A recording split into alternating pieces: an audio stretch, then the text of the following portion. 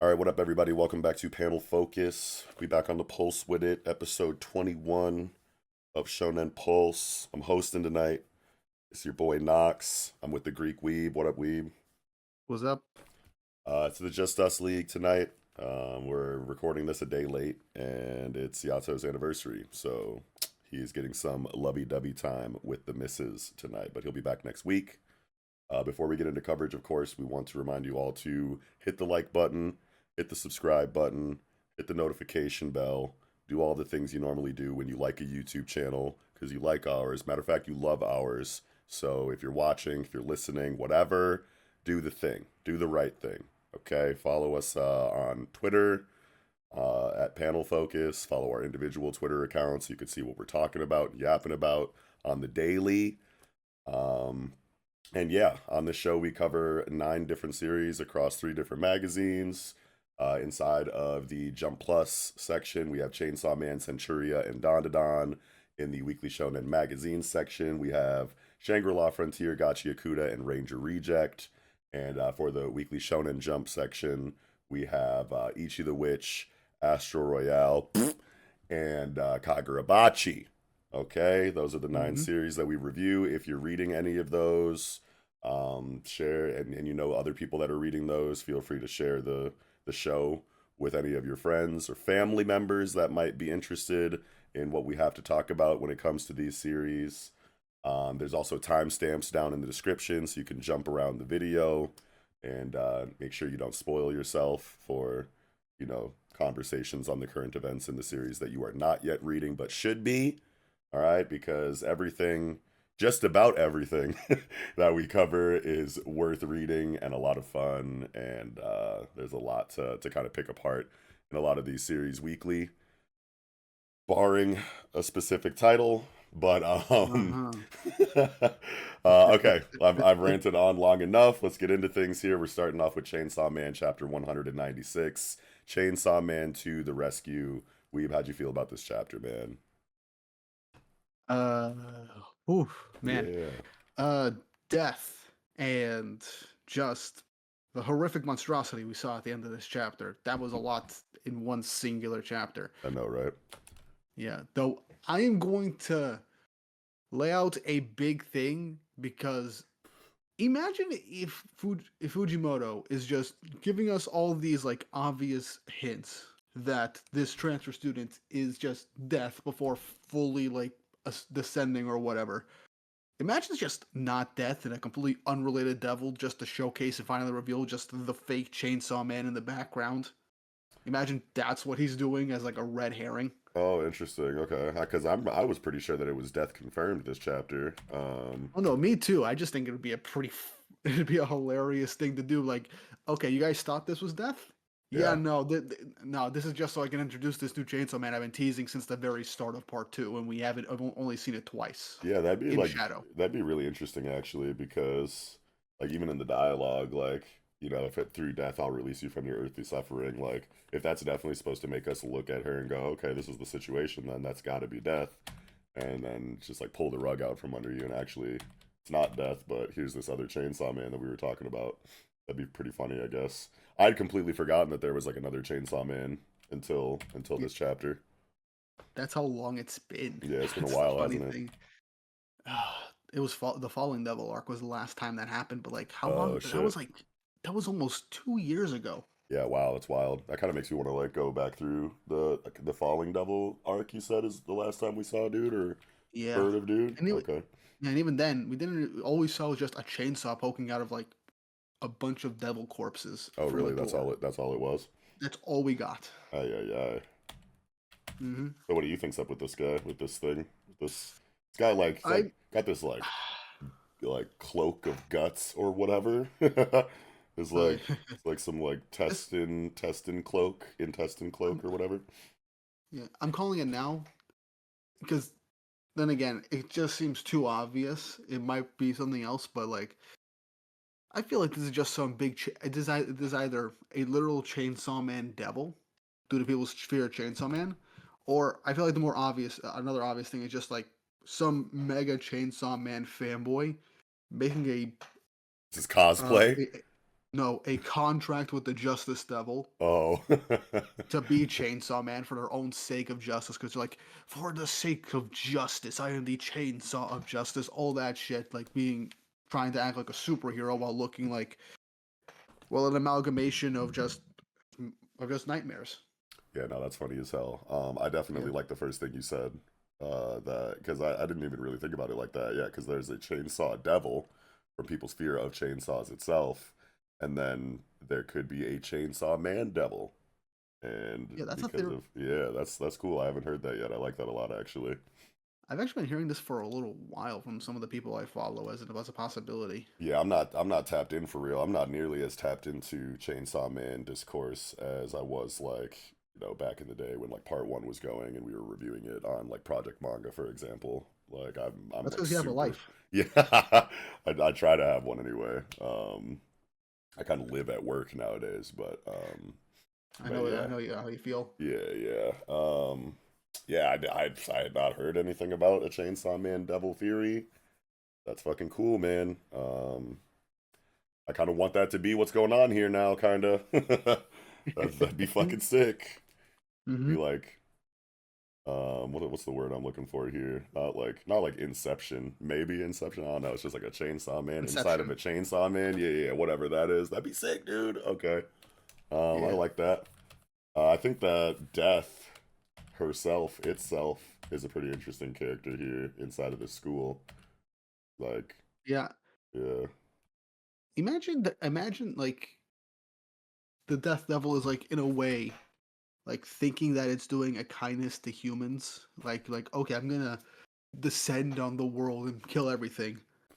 I kind of feel bad for these humans right here. Let me just put them out of their misery so they don't have to go through whatever I'm about to bring onto the earth and all that. Just I feel so bad for them. And yeah, just nah, for acting real. like Kobeni more or less. Nah, seriously. She like puts her hand on this nigga's head and like was she about to snatch this dude's soul or some shit? Like what the fuck was she about to do here before this chainsaw man dude pulled up? The death touch. Yeah, it like reminded me of that Bone Thugs and Harmony music video. Oh, I Crossroads just or whatever. Yeah, where, like the oh yeah. I don't even remember I who like it was like some dude in like a black like cloak and like top hat or some shit that was just like going mhm. around like poking people in the forehead and their eyes like whited out or some shit, like sent their soul up to heaven or some shit. Yeah. Yeah. I just remembered like a bit, which I really hope this doesn't attract that kind of crowd, but I remember a bit from Rick and Morty where Rick is just touched by like the Secret Service and they just plop down dead and he's like, what the hell happened? And Rick's like, death. Oh shit. Just death. Yeah, I never really got into Rick and Morty. I stopped after like season three. I just lost interest. I seen like a couple episodes or whatever, but like I don't know, that shit just kind of like made me miss Futurama. I was like, Futurama already kind of like did this show. I gotta rewatch Futurama because I Shit is think peak. didn't it have a new season? It got canceled again Oh, I on don't Hulu know. or something. I have no idea. I haven't been Because that tapped show's in come like back from that for cancellation more times than Family Guy. right. Yeah, they trying to milk that shit for all it's worth or Mhm. whatever. But dude, me and Yato were just watching Futurama like not too long ago. We watched that episode where Fry eats that weird ass gas station sandwich and like gets those worms inside of him that like turn him into a god basically. Oh, Yeah, those like okay, I limitless know what you're talking worms. about. Yeah, Yeah. it's been a while since I watched Futurama, but I remember that They like one. make them all buff and like super smart and shit. Yeah, Um, but yeah, fucking Gumbercules. I love that mm. guy or whatever that scene. That shit always Oh has me man, fucking crying. Anyway, yeah, I don't Chainsaw know. Man. Yeah, Chainsaw Man. She's in here like yeah, it is kind of like some Kobeni like type shit. She's like seems to be like kind of like anxious. She's like biting on her fingers and like crying and like just kind of Yeah. I don't know, like just like this manic mess of a person that seems nervous but also like sees herself as like superior and above people. I don't even know. Like this Hmm. personality type is very weird and different, but funny. Yeah. And then I can't. dude's like, if you really want to save us, like why don't you go outside and crush ants or something? And then she's And like, she all right, does. bet. And she just goes out there crashing ants. The dialogue, like, I don't know. I've made this comparison before when, like, talking about Chainsaw Man, but, like, sometimes the way that these, like, scenes play out and the way that these characters, like, talk to each other, the dialogue, like, seems, like, so, um, just, like, pointless and mundane. Like, it's not going anywhere. Like, it reminds me a lot of, like, Quentin Tarantino dialogue sometimes, but, like, there is Mhm. always, like, a method to the madness or to the Yeah. the mundanity, I guess, or like the random like words that seem to be being said in Quentin Tarantino films eventually always do like come to, some there's some kind of point to it, and like that happens a lot in like Chainsaw Man too. So it's just like interesting to kind of compare the two writers and the way that they kind of lay scenes out. But but yeah, and then suddenly in a moment things turn up after like all of the like random dialogue exchanges. It's just like funny Yeah. to kind of like see and like and think about it like through that lens or whatever. Um, Hmm. Oh, yeah, I just thought of something. what's that? Imagine, imagine like this fake Chainsaw Man is like previously theorized like the Chainsaw Man devil. Yeah. What if he's just literally just showed up now because of all the fear of Chainsaw Man, and we're still haven't got introduced to the actual fake Chainsaw Man, and Wait, then wait, wait. he Say it shows again. up. Imagine that what the Chainsaw Man guy that we're seeing right now is like the idea of the Chainsaw Man devil. Yeah. But what if he's literally just brand new? Like after the whole Chainsaw Man church debacle, brand new devil appeared, and we still haven't seen the actual real fake Chainsaw Man from the start of the part two. Oh my god.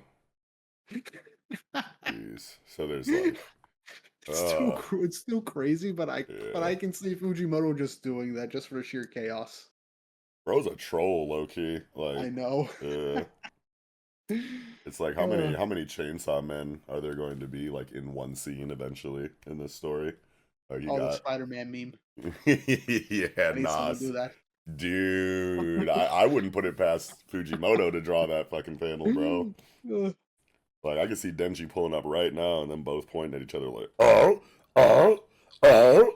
Like, oh my lord. that'd be so funny. Yeah.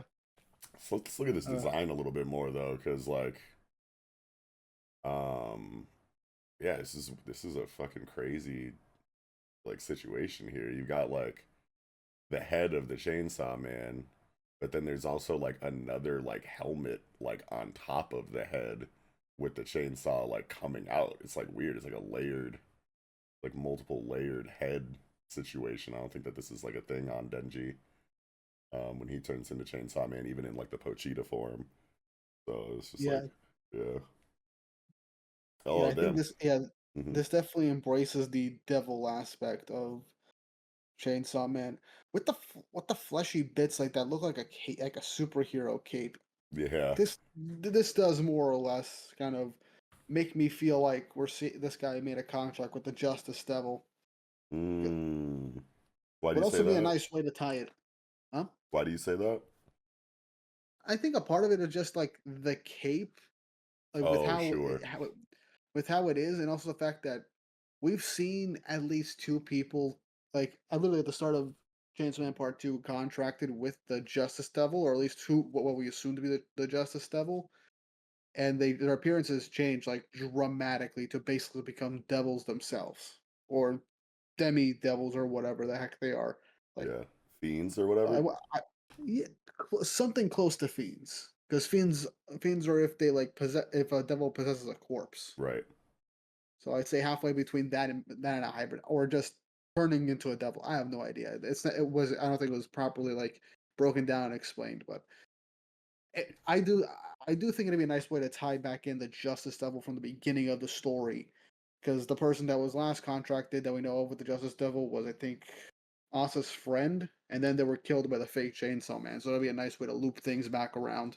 And I don't even fucking remember that, bro. I might have to go back through Chainsaw Man again now that it's like kind of like seeming that we're going towards an end game situation here. I feel like a lot of these puzzle pieces are going to come back into play, Yeah, I have and it's gonna have require better retention of the story up Yeah, until this point. So it might be time to yeah, revisit. yeah. I would have. I've been planning to reread Chainsaw Man from the very beginning. I have like the first. I have the physical volumes up to volume 14. Oh, nice. I want to.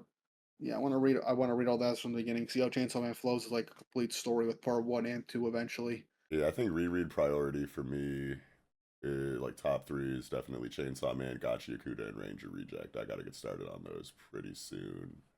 Yeah, I I'm want to definitely doing a say. reread of Gachiakuta at some point, like soon. Dude, that reread's I about will. to bust, bro. I can't Yeah, fucking wait. Dude, I got my yeah. homeboy at work reading Gachiakuda, and he's like sending I me need to get more panels, and people I'm into this like, series. dude, I do not fucking remember what you're looking at right now. These moments are like Yeah. making me Anyway, so we'll talk about excited. Gachi. Oh, yeah, We'll true, talk true, about true. Gachi when we get to Gachi. You're right, you're right. That's kind of my fault for like kind of No, it's all good. derailing us. No, no, But definitely. But yeah, this like fleshy, gutsy cape situation, it's like coming from like his mouth or whatever. it It's like coming seems from like his it, right? mouth and his head, doesn't it? Yeah, like you can see like in his like cheekbone area, it's like Mm. cheeks, like kind of seems to be like flowing from that, which is like interesting because I'm sitting here thinking like, what the fuck is this cape even made of? Like, you know, it's Fujimoto and it's Chainsaw It's Man, a so scrotum. there's a lot of no, Oh, nutsack cape is I literally just crazy. I literally just watched that South Park episode where Randy got testicular cancer. Is that the one where like there's like a kid with balls on his chin or something? Oh no, no, no, that's when his like balls are huge. Yeah, so he Yeah, can smoke weed. yeah, and he's like bouncing around on his balls and shit. Oh Yo, my god, that's that, fucking that episode was crazy. ridiculous, Yeah, man, I but was not trying to. inaccurate. Yeah, yeah, I was just trying to like think of like what, you know, because it's like there's a lot of guts in Chainsaw Man, a lot of intestines, a lot of stuff like that. But like this shit's coming from this nigga's mouth, so it's like interesting. Could just And have. yeah, Mm, but sorry, what were you saying? The Pochita Chainsaw Man got like an intestine like scarf though, Mm, like when he goes into the Pochita Ultimate Final Form or whatever. There's like, you know, some guts around his neck, like a noose or like a scarf or something like that. So I mean, I guess it's like on brand still, but yeah. yeah, insane design though. I'm like trying to like work Yeah. out like the line work like in the midsection too, and like see what's like going on here. Like what's that about? Like is that bones or is it like seems like I, cloth almost, but like not really. It's hard to make out. we honestly just breaking down the fake Chainsaw Man's design is Mhm. like a whole. It's like a major analysis to see what we can glean from that in and Yeah, of kind itself. of. Yeah, a little bit. And it's like he only got two arms, right? Yeah, it's not like I think, yeah, it looks like it. yeah.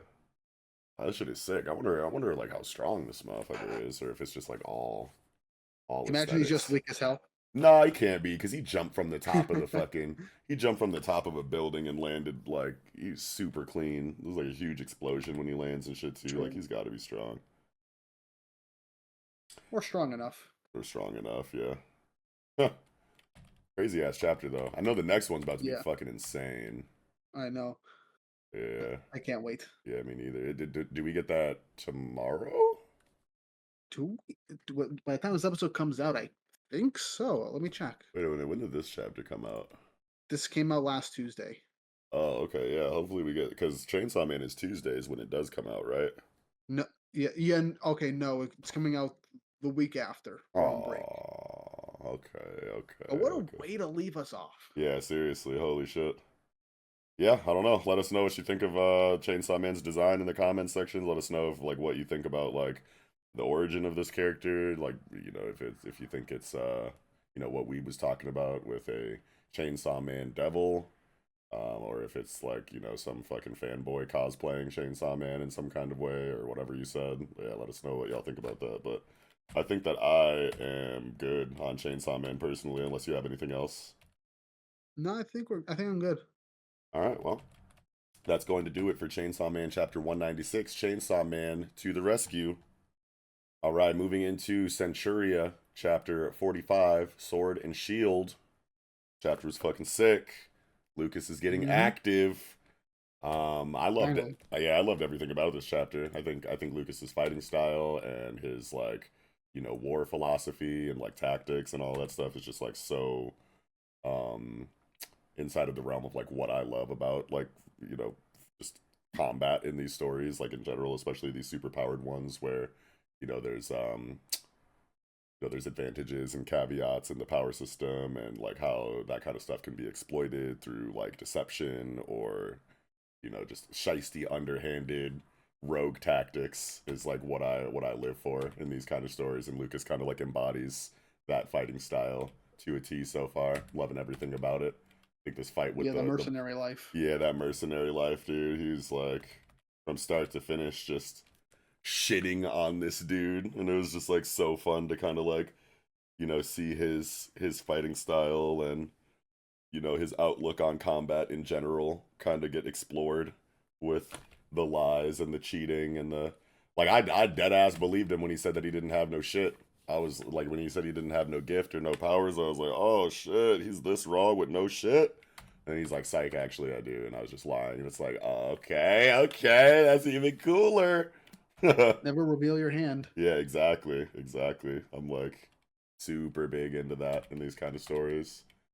Yeah. Hunter Hunter like totally like shaped my tastes, when it comes to this kind of stuff. This is like very reminiscent of how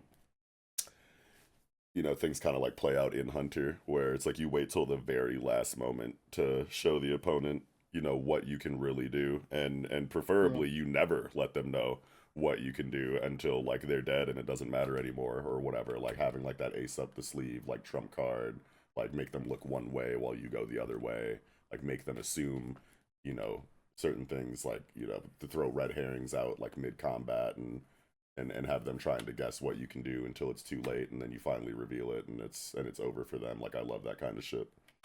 Yeah. Yeah. I've been rewatching like Facing That Unlimited Blade Works, and the Yeah, whole concept of like the heroic spirits have to like only use their like ultimate move when they're sure they win, because that's literally like announcing their identity, and once you know their identity, you'll know what they're capable of and what potential weaknesses they have. exactly.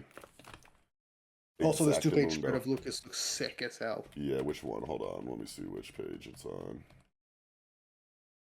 When Wait, he two gets the page shield. spread. Oh, when he gets the shield. Hold on, let me see. Yeah. Oh yeah, for sure, for sure. And seeing like the design of his like because whenever like someone activates their abilities or whatever, they get this like black ink drip or whatever on their face somewhere, and his is just sick. Like I just feel like perfect I've seen this. symmetry down both eyes. Yeah. Yeah, if his eyes were closed, he would just look like Samura with bigger scars over his eyes. Nah, on God. Nah, seriously, that's fucking dope. Yeah. So I'm waiting for. I can't wait to see like what the actual explanation, like breakdown of exactly what Lucas's powers are, if we ever or when we ever get that. I'm sure we will, because like it seems like pretty straightforward that he just like has a shield that he conjures, but I feel like there might be like some more to it actually, because like the guy that he was fighting can control swords, in even the opponent's swords, and that was like his trump card that he was waiting to pull out at the opportune moment, so that he could sneak the poison dagger in. And Lucas seemed to have been affected by that until the shield came out and blocked the poison dagger, and then suddenly he got control of his sword again. And dude was even like, nah bro, that's not even fair, because I was still controlling your sword after you pulled the shield out, so how? And he's like, I'm not fucking You bet. telling your goof ass. This is this is crazy JoJo brain level of speculation for the ability, but since his shield looks like it's made out of like solid, like maybe electricity based on how it's drawn, imagine a part of it he's just sending electrical currents to his arm to force it down. Oh This wow. like add extra force for Oh the sure. arm. Okay. That way control won't matter if you're strong enough. Okay. Well, that's definitely one explanation. I feel like it might be a little bit more Simple. I mean, like that's you know I feel like it might be even like more complicated than that, even No, like as far as oh no, that's possible. yeah, just like more strength used to control the sword anyway. Like I don't know, like it can definitely be the More explanation, but I'm thinking that there might be something like I don't canceling even out. Oh, The maybe. Yeah, I don't know yeah. where I was going with it, but I just assumed that there was more of like a yeah, like a Well, imagine he has two abilities. right, but like I don't know if it's a two ability thing or if it's a all one explanation for everything and the way that it's applied in the shield sense is like one application and there's like another way that it's applied for the sword. I don't know where I'm trying to go with this right now. But like I'm just like I think I'm overthinking it honestly, but I just feel like there's more to it than It just better to conjuring a shield. Yeah. better to overthink it and just better to overthink and be wrong Right. instead of not thinking too much of it and just being, you know, wrong but feel stupid about it. Right. Right. Right. Well, yeah. This chapter is literally just the Lucas show. Yeah, I love Him it. dismantling these guys.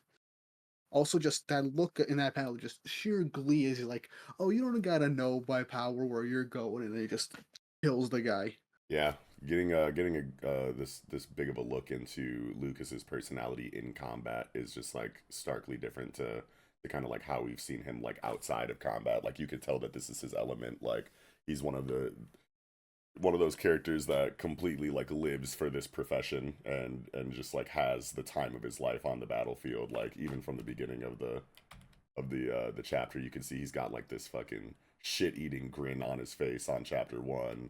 Then on the next Yeah, page, when the dude's like, "You bastard, only a coward would sneak up on others like that." He's like, "Ha ha ha! Why wouldn't I? Like, what the fuck are you talking about, bro?" Like he's like looking at him crazy as hell. Like, dude, I'm about to murder the shit out of you.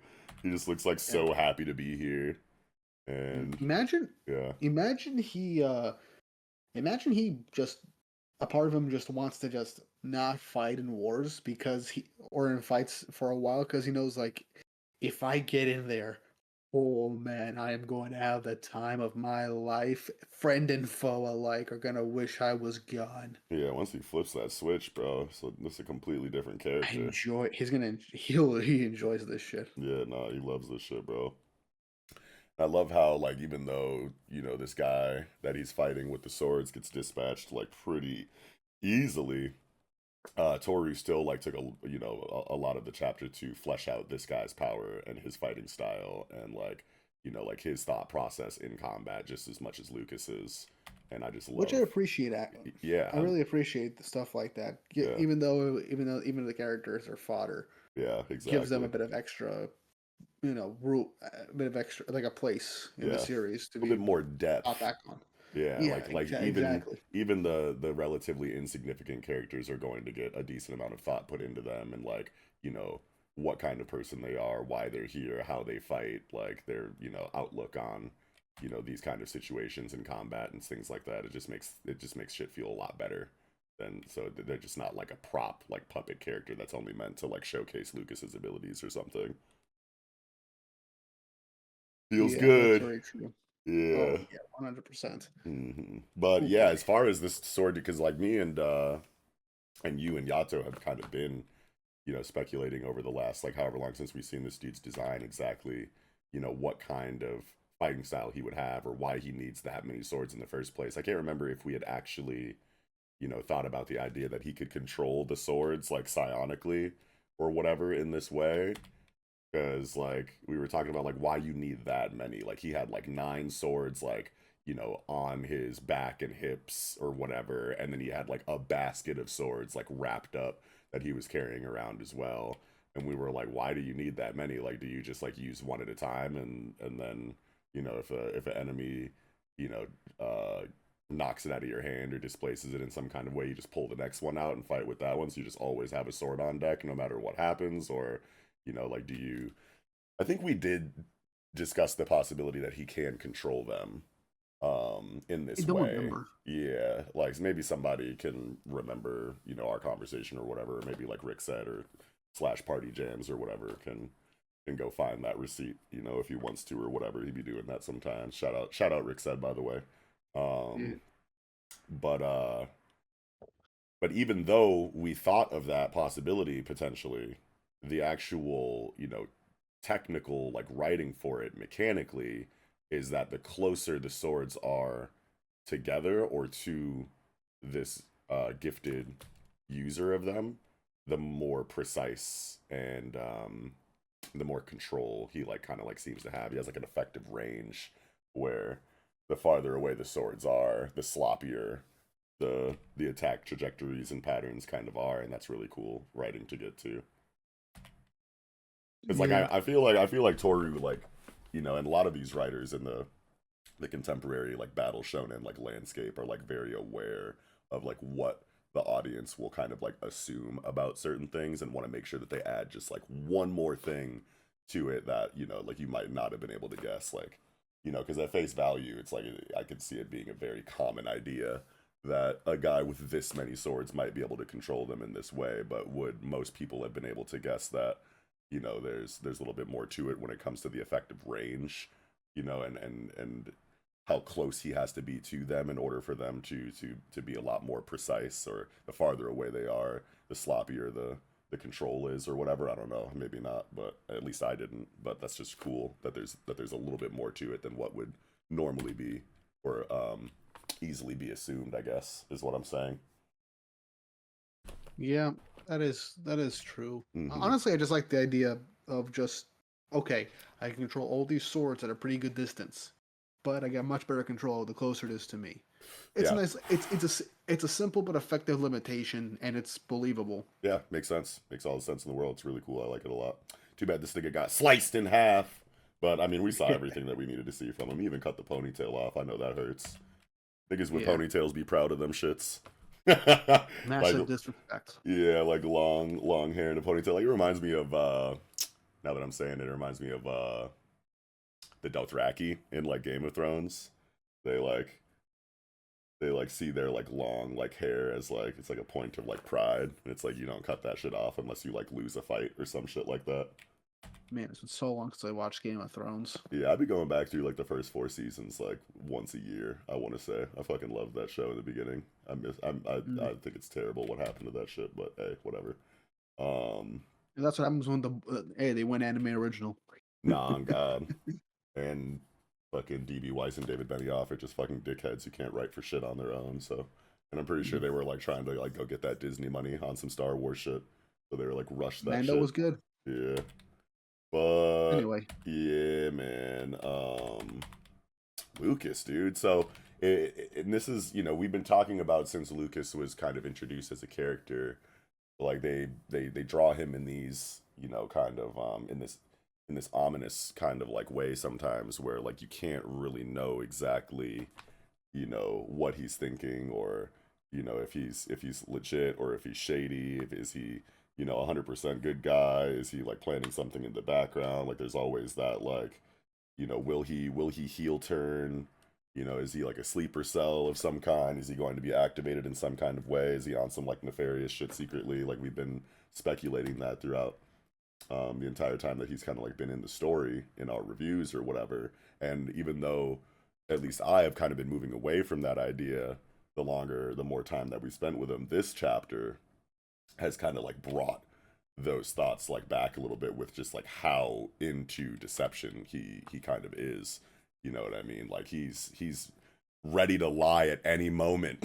You know what I mean? yeah, To accomplish whatever goal he kind of has, at least in this combat scenario. So I wonder how that kind of like extends to like other aspects of his life. Like, you know, is deception yeah. going on inside of his relationship with the protagonist cast, you know, in any kind of way? So those thoughts are kind of like creeping back in.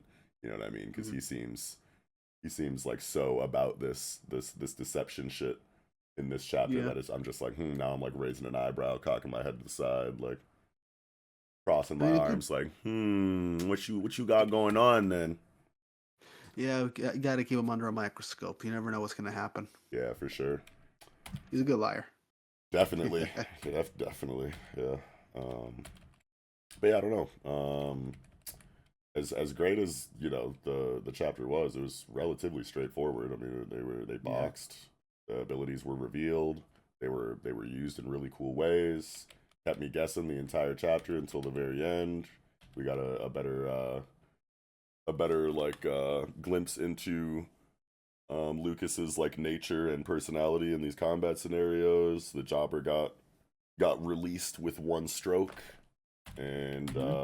yeah, that's where we're at. And he even told Lockerman, he's like, "Hey man, lock in, or else these niggas are gonna die." And it's like, damn. Mhm. So I wonder do you think that maybe it's like Lacrima and like TT and Diana perspective again next chapter? Or are we just going to like continue to follow Lucas? Mm, I mean, they're kind of all curious. fighting in the same area still, but I mean, this was Mm, obviously a very like Lucas focused chapter, so I wonder. yeah. I would like it if we jumped back to Julian. He manages to beat his opponents. He turns back in like either A, Lucas saved the day, or B, uh, everyone's beaten up on the ground and Diana is just being dragged across the ground, Hey yo, and about to be killed. yeah, leave her alone. No, You not gotta envision the Diana. worst case scenarios. Yeah, must be protected at all Hmm. costs. But yeah, I don't know. I don't think I have anything else for this chapter. I think I'm good too. All right, cool. Well, that'll do it for Centuria, chapter 45, Sword and Shield. All right, moving into Dandadan, chapter 186, Koki Yukishiro's Power. Weeb, how'd you feel about this one? Uh, that took a turn. I know, right? Okay. First, let's just before we get into that mess of a situation to talk about, Yeah. let's just talk about how the girls are just basically fighting for their lives against the headless horseman basketball team. Yeah, seriously. Yeah, It's wild. yeah, and like they're trying to like keep themselves afloat, trying to figure out where the person controlling these like yokai are. The heads But the got guy, bigger. they got big, Yeah, that's wild. man. But but yeah, turns out we have a villain that is like actually being smarter than we anticipated by like not being anywhere near the zone they're in for the trap that they set. Yeah, and we Due to how, definitely like thought that he was like somewhere, the yeah, controller was like somewhere around them and was just like, using like the numbers and the chaos to kind of like hide himself. That was definitely an assumption that we made in previous weeks. yeah. Though I am glad that despite how the guy comes off, he's like actually kind of smart due to how he set the area up where no one can escape unless he's taken down. Right. And I mean, man, it's you know how often this you know how if I'm impressed by this, that shows how little this type of situation happens Nah, for in a real. lot of in some manga. Yeah, he's kind of But playing 5D chess a little bit with this one. I wasn't ready for yeah, this gym teacher to be like a son of a bitch though. Like I think I remember I mean, there was a conversation that we had where he ran up on Shiratori. That's the singer, the idol singer girl's name, right? yeah, Or no. no, That's that's Iris. That's Iris' name. The yeah, fuck is the idol girl's name? Anyway, uh, just class rep. Let's yeah, just call yeah. her class rep. Class rap. There we go. It's easier. But he like kind of appeared behind her in the cliffhanger of that chapter before it went on that month-long break, and I remember us speculating because like it was like set up to like seem like sinister and like ominous or whatever. But I was like, what if he's just like good guying it, and it's just like, oh hey yo, I saw you over here. It's kind of dangerous right now. What you doing here? I'm looking out for you. I think we said stuff like that. Whatever, just for him to end up actually just being a dickhead, bad guy villain. Anyway, and it's just like, damn. He went on the social media accounts and forced these girls to take pictures in their underwear and shit. Like this nigga's got to die. Like Fucking this is a weirdo. whole it's a whole other thing for us to be like gym teachers can be kind of you know Yeah, like no, I feel like seriously. there's a very common trope like not like Japan, the States. It's Yeah, almost like a universal thing where like yeah no gym teachers can be kind of creepy bastards. yeah. Honestly, we definitely Yeah, have a lot of historical, examples of that kind of creepiness and weirdness in the world, which is yeah, sad. But yeah. yeah, this dude But gotta but go. yeah. But let's talk about the piano. Yeah, dude. Okay, because I completely forgot that Koki was even like a piano player like that. And like it, it, Yeah. it wasn't until Ira, was bringing up like her childhood and her comparison that she always had to Koki as like a rival piano player that the memories kind of like came back. It was like, oh yeah, there was writing for this because like when the piano came out, it was like, where'd you get this? It was like, you got to play that shit. And I was like, what the fuck? Mhm. So she just plays piano, and this is like exactly what they need in this situation to like overcome like what's going on right now. That seems kind of fucking. And then it like went into the flashback, and I was like, bro, is this literally the first time that we're getting this information that she's like an amazing piano player, and this is gonna help in some kind of way? This is like way too convenient. And then Ira was like, nah, man, like I was always jealous of you, like you always had the juice for real back in the day. And I was like, oh yeah, yeah, wait a minute, no, no, no, no, no. This was the thing before. I'd completely forgotten Yeah. about that. I like how they're like basically showing that she does have like like even as a kid. I don't know if it's like a visual metaphor, or if she actually had like a bit of a gift with the supernatural, mainly when it came to like music, I guess. And now that she kind of seemingly fully awakened her powers, seemingly, or at least her psychic, her like spiritual awareness, she's able to like use this piano to kind of like make this song that's summoning a swarm of cicadas. Yeah, I had kind of assumed like when I was going through the chapter that it was just like a visual metaphor, like the energy that was like coming off of the keys and whatnot. I just like assumed that that was like a visual detail meant to represent like the ability to play an instrument by ear, and that's just like what the I art thought that too, decided to but like. then Yeah, but then no, this is actually a power that's like summoning bugs, and I was like, oh okay, so I think it's definitely yeah, what you just said, where she has like a relationship with the supernatural, and this is like the awakening for it.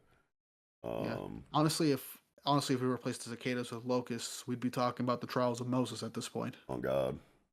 So these Uh-huh. are so these are cicadas then. They look like cicadas to me. Yeah, see, I'm not like tapped into bugs like that, so I just like thought they were flies or some shit. I The, was like, look at these it's mainly ugly because ass the amount motherfuckers of off my anime. screen.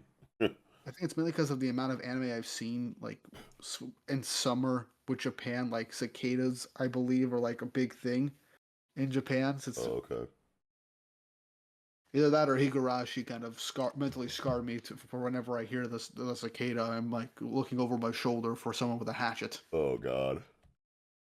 Yeah, Yeah, I'm just like, holy shit. Okay, so yeah, and I didn't even I know like. like the difference between like pianos or whatnot. She's like, this isn't even the right kind of piano. I can't play this shit. It's like 440 hertz normally, but this is 432 hertz instead. Like, I don't know anything about pianos, but I thought that this was like a cool, um, kind of like Nice little breakdown. detail. Yeah, nice little detail. It's like, okay, she really, it's not just playing. It's like she like thoroughly like understands like pianos and piano history too. So it's just like good for her character to give this kind of Yeah. information. Yeah. Mhm. I'm curious to see if this is going to be like will she like acquire an ability to summon a piano at some point, or will the pygmies like carry a piano or become a piano or some No, shit for like real. that Because if like, that's where part the of her fuck did abilities? this piano come from? Why is it in a gym? Yeah, yeah, that is a good question. Unless the pygmies found it in a lockup somewhere and they just moved it or something. I I, don't know. I I, guess. I like I really thought there was like the piano was gonna amplify the class reps like singing to increase her gravity field abilities. That's definitely what they I, tried to make it seem like was going to happen. yeah, but now she's just doing something else, which oh Yeah, that was man, a cool like little like subversive rug pull. I was like, oh, yeah, okay, here we go. Now she's gonna play the piano, team up with the class rep. She's gonna fucking sing her little like Britney Spears cover, and everything is yeah, gonna be okay. And it's like, actually, no, it doesn't work that way. It's gonna work like this instead. It's like, oh, okay, that's really fucking cool, man. Keeping me guessing, keeping me on my yeah, toes, Yuki Nobu. yeah. I apart like you could tell like the tone shift from that two-page spread when she starts playing the piano, leading up to the reveal of like all those cicadas flying all over the city, and I'm like, oh man, when this gets animated in like season 3 or 4 or whatever season this ends up being, because if depending on how long the anime ends up being, you can tell that the soundtrack's gonna go hard for this, and this will Oh be like yeah, this will be like a cliffhanger. yeah. What the fuck? I said Britney Spears. Britney Spears don't got no fucking pianos in her songs. I said I Britney don't listen to Spears Britney. cover. I don't think I've listened to Britney Spears for a long time, so I wouldn't know. Like a pop star. Ain't no pianos going I on know, with I know. Britney Spears music. What am I thinking of? Fucking Taylor Swift. Vanessa Carlton cover. Okay. 1,000 Miles. Yeah, I know. Yeah, no, I know. Oh shit. That's gonna be stuck in my head now. And I miss you. Mm. They fucking played that But song yeah, at my fucking job all the time. music. Anyway, yeah, I mean, I wonder how the bugs come into play here. Mm. I mean, it is a Maybe, swarm of maybe, bugs. Like, that's a big deal no matter what. Like, maybe, um, maybe it should be connected to the bugs and see everything in the city. And then she finds the gym teacher. The swarm breaks through his window and then like I don't know, oh knocks him shit. unconscious or carries him to the gym. She can warg into the bugs, bro. That'd be crazy. Maybe. Anyway, that's as good as a segue to get into for the part we got to talk about also What part? the gym teacher. Bro, fuck this gym teacher, dude. Holy shit. And he's like fucking like half naked in here, like flexing and working out while he got at Miss Adachi, like in the fucking in the Bulma Playboy bunny outfit. Like she's holding a talisman that says by divine decree, serve even in death. Is that how he's like controlling her or some shit? I guess. But like why is she holding it like, you know, like she like, it doesn't Maybe she seem has no. yeah. That's It doesn't that's the seem like it's thing. connected. Like you'd think that it'd be like slapped on her back or some shit, and that's like the battery that's like powering her current like slave devotion to him or whatever. But she's just like holding that shit in his hand, like, girl, let go. Oh, Put wait that a shit minute. down. I I think I just remembered something. uh Wasn't it revealed that she was the one controlling those vampire zombie those oh, wait a minute. Yeah, no, you're totally right. Okay, w- wait a minute. what Wait if a minute. she's just putting up with all this just so she can take control of gym teacher so she can put a stop to all this bull crap. Oh shit, that'd be fucking cool. It'd be interesting if she was the She's one just that like just playing along stopped this until her conflict. moment. Yeah, yeah. Yo, yo, Yeah, yo, yo, yo, yo, literally and yo. Wait, brutally. that's totally gonna be what happens. The bugs are going to come into play. Wait, can the bugs even like reach them here in this space? No idea. Isn't this like a pocket dimension or whatever? Like where Oh, no, you're yeah, right. like isn't this like a No, wait, no, I think they can come in. No, wait, oh, the okay. gym was sealed off. Never mind. Yeah, yeah, isn't it like sealed off in its own like little Yeah, like area for the sake of the conflict or whatever like we normally see in Dandadan. So I wonder if the bugs can even yeah, make no, it I in think you're here. right. I was going to say like maybe the bugs come in here, handle the giant, you know, headless basketball player team.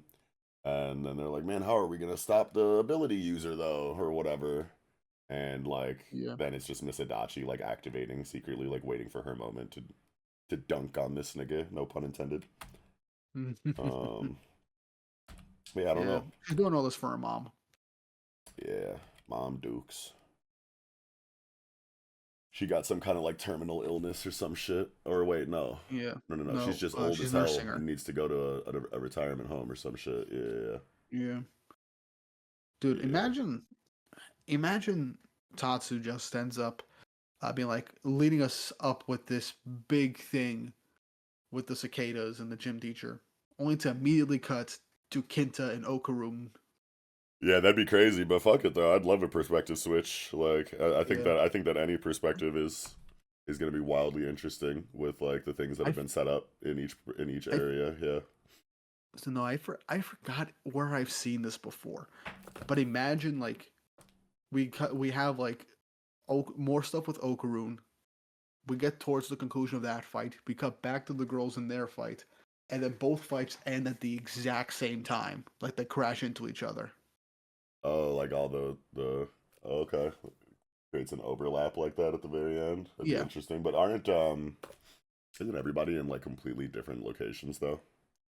like I think they're like Oh in the wait, no. general vicinity of the Okaroon school. and Kinta are on the way here to hell. No, no, they're at the school. Yeah, that's what I'm saying. Because isn't this at the school too? Like the class rep Yeah, and Ira yeah, are like in the school, and more so then I'm saying like they yeah. collide in the same place. Like the space disappears, they beat the things, and then Okaroon ends up beating his opponent with Kinta's help, and we get Kinta being the absolute goat that he is to save the Right. day at some point. Oh, I thought you were saying that even the Seiko and Momo group Oh no, no, no. eventually like come into. I'm like, bro, they're like in a different like city or some shit. Oh no, just oh no, no, oh no. Yeah, Sorry, sorry. yeah, no, no, no, no. I I just think I meant misheard you. Okaru's fights Yeah, and Ira's I fights. can see that. I think that that's like pretty likely, honestly. I like moments like that when there are fights in two different sides of a location and they just end at the exact same spot and the Right. whole group like comes together. I like those moments. Those are fun. Yeah, definitely. Hell yeah, man. Yeah, I don't know. It could go anyway. It's Yeah. Dandadan, so it's like one of those it's a Fujimoto assistant, so he's kind of seems to have adopted that like wacky, like zany, like anything can happen at any moment. You kind of just gotta like wait to see what it is. Like there's definitely a lot more room for prediction in a story like Dandadan than I want to say in like a story like Chainsaw Man, for example. But this is still one of them Yeah. ones where it's just like, dude, the fucking piano spawned in this fucking gym like out of nowhere. It's like, how could we have possibly known that something like Yeah. that would fucking happen? For example, you know what I'm saying? So Hmm. I guess we shall see. But I think we got a lot out of the chapter discussion wise. I think I'm good though. I don't have anything else to add. Yeah. Look, just remember this chapter. All you gotta remember three things: piano, cicada, gym teacher should die. Yep, 100%. And with that, I think that'll do it for Dandadan chapter 186, Koki Kishiro's Power. Thanks for listening. All right, moving into the weekly Shonen magazine section of the episode. We're starting off with Shangri-La Frontier, chapter 214, The Bad Wolf, The Furious Rabbit, and The Freaky Cat. Yeah, me personally, I've never really cared too much for the whole like Rei Saiga and Hizutome like love plot storyline situation. I think that it's like, I mean, It's it's fine. fine, yeah, like it's fine, but I feel like they spend like way too much time on that shit sometimes. Like, I definitely like want to see them get together or whatever. Like that, like Yeah. tension and angst is like doing what it's supposed to do, I guess, but like I just don't care. And I'm glad that Hey, we got a whole chapter for look. it last week or whatever, and I'm like kind of glad that we skipped that episode because I didn't want to fucking talk about that shit for 20 minutes. So, You don't want to talk about the greatest wing woman of all time? yeah, yeah, she's cool. She's cool as hell for that. Yeah, fucking Mana, right? Is her name? Hmm. Yeah, I think so. shout out her. She's definitely looking out for the girl, but I definitely could care less for that Yeah, area she also, of the storytelling personally. yeah, she's got dating sim brain rot. She's got to jump in when she needs to. Yeah, for sure. But I mean, unless you have something to say about that, I'm trying to talk about like what happens inside of Mhm. Shangri-La Frontier this chapter. Yeah, no, I don't really got much. It was funny. Yeah, That's basic. That's basically it. super straightforward and Yeah, like I was done really just already. hoping. Yeah, I was just hoping for like them to just reveal, oh, you're Sunraku, you're Sager Zero. yeah. What the fuck? That's really that. I guess that's really like what we want more than like them actually getting Yeah, together, right? It's just like for that information to finally to finally more so be known. Sunrock, Yeah. more like Sunraku's just initial reaction to be like, oh, the attack master, A is a girl, and B it's a girl I know and go to school with. And it's like, man, just listen to the voice, bro. Like, it's so obvious that she's a girl. Like, watching the anime, it's just like, how could you ever have assumed? Like just because it's a big I hulking like set of armor, like, bruh, Yeah, I feel like like, I that's don't not remember. I enough. Like, think you're an maybe in the idiot. I don't remember. I think in the anime he establishes that Tiger Zero was a girl when they first like actually had a proper conversation. I think, Yeah, but but then again, that was a it's year. But always that like was dude but that was a pronouns year in the ago. dialogue in the manga, at least. Yeah, Yeah, I don't know. but yeah, but hey, it was fine. It was all Yeah, right. This isn't a romance series. The romance isn't like a main plot point. It's like a side thing. yeah, it's like a So it's joke. not that big of a deal for right now. Yeah, exactly. Anyway, so Sunraku goes back to Lagonia or like Rabatuza or whatever the translation is now for this to like check on VRAC or BLAC or whatever to Block, see Belak. what's up with her, repairing his weapons from the Katarnid fight. She's stressing out because it's kind of a lot of damage on these things. It's gonna take a while Hmm. for her to fix everything.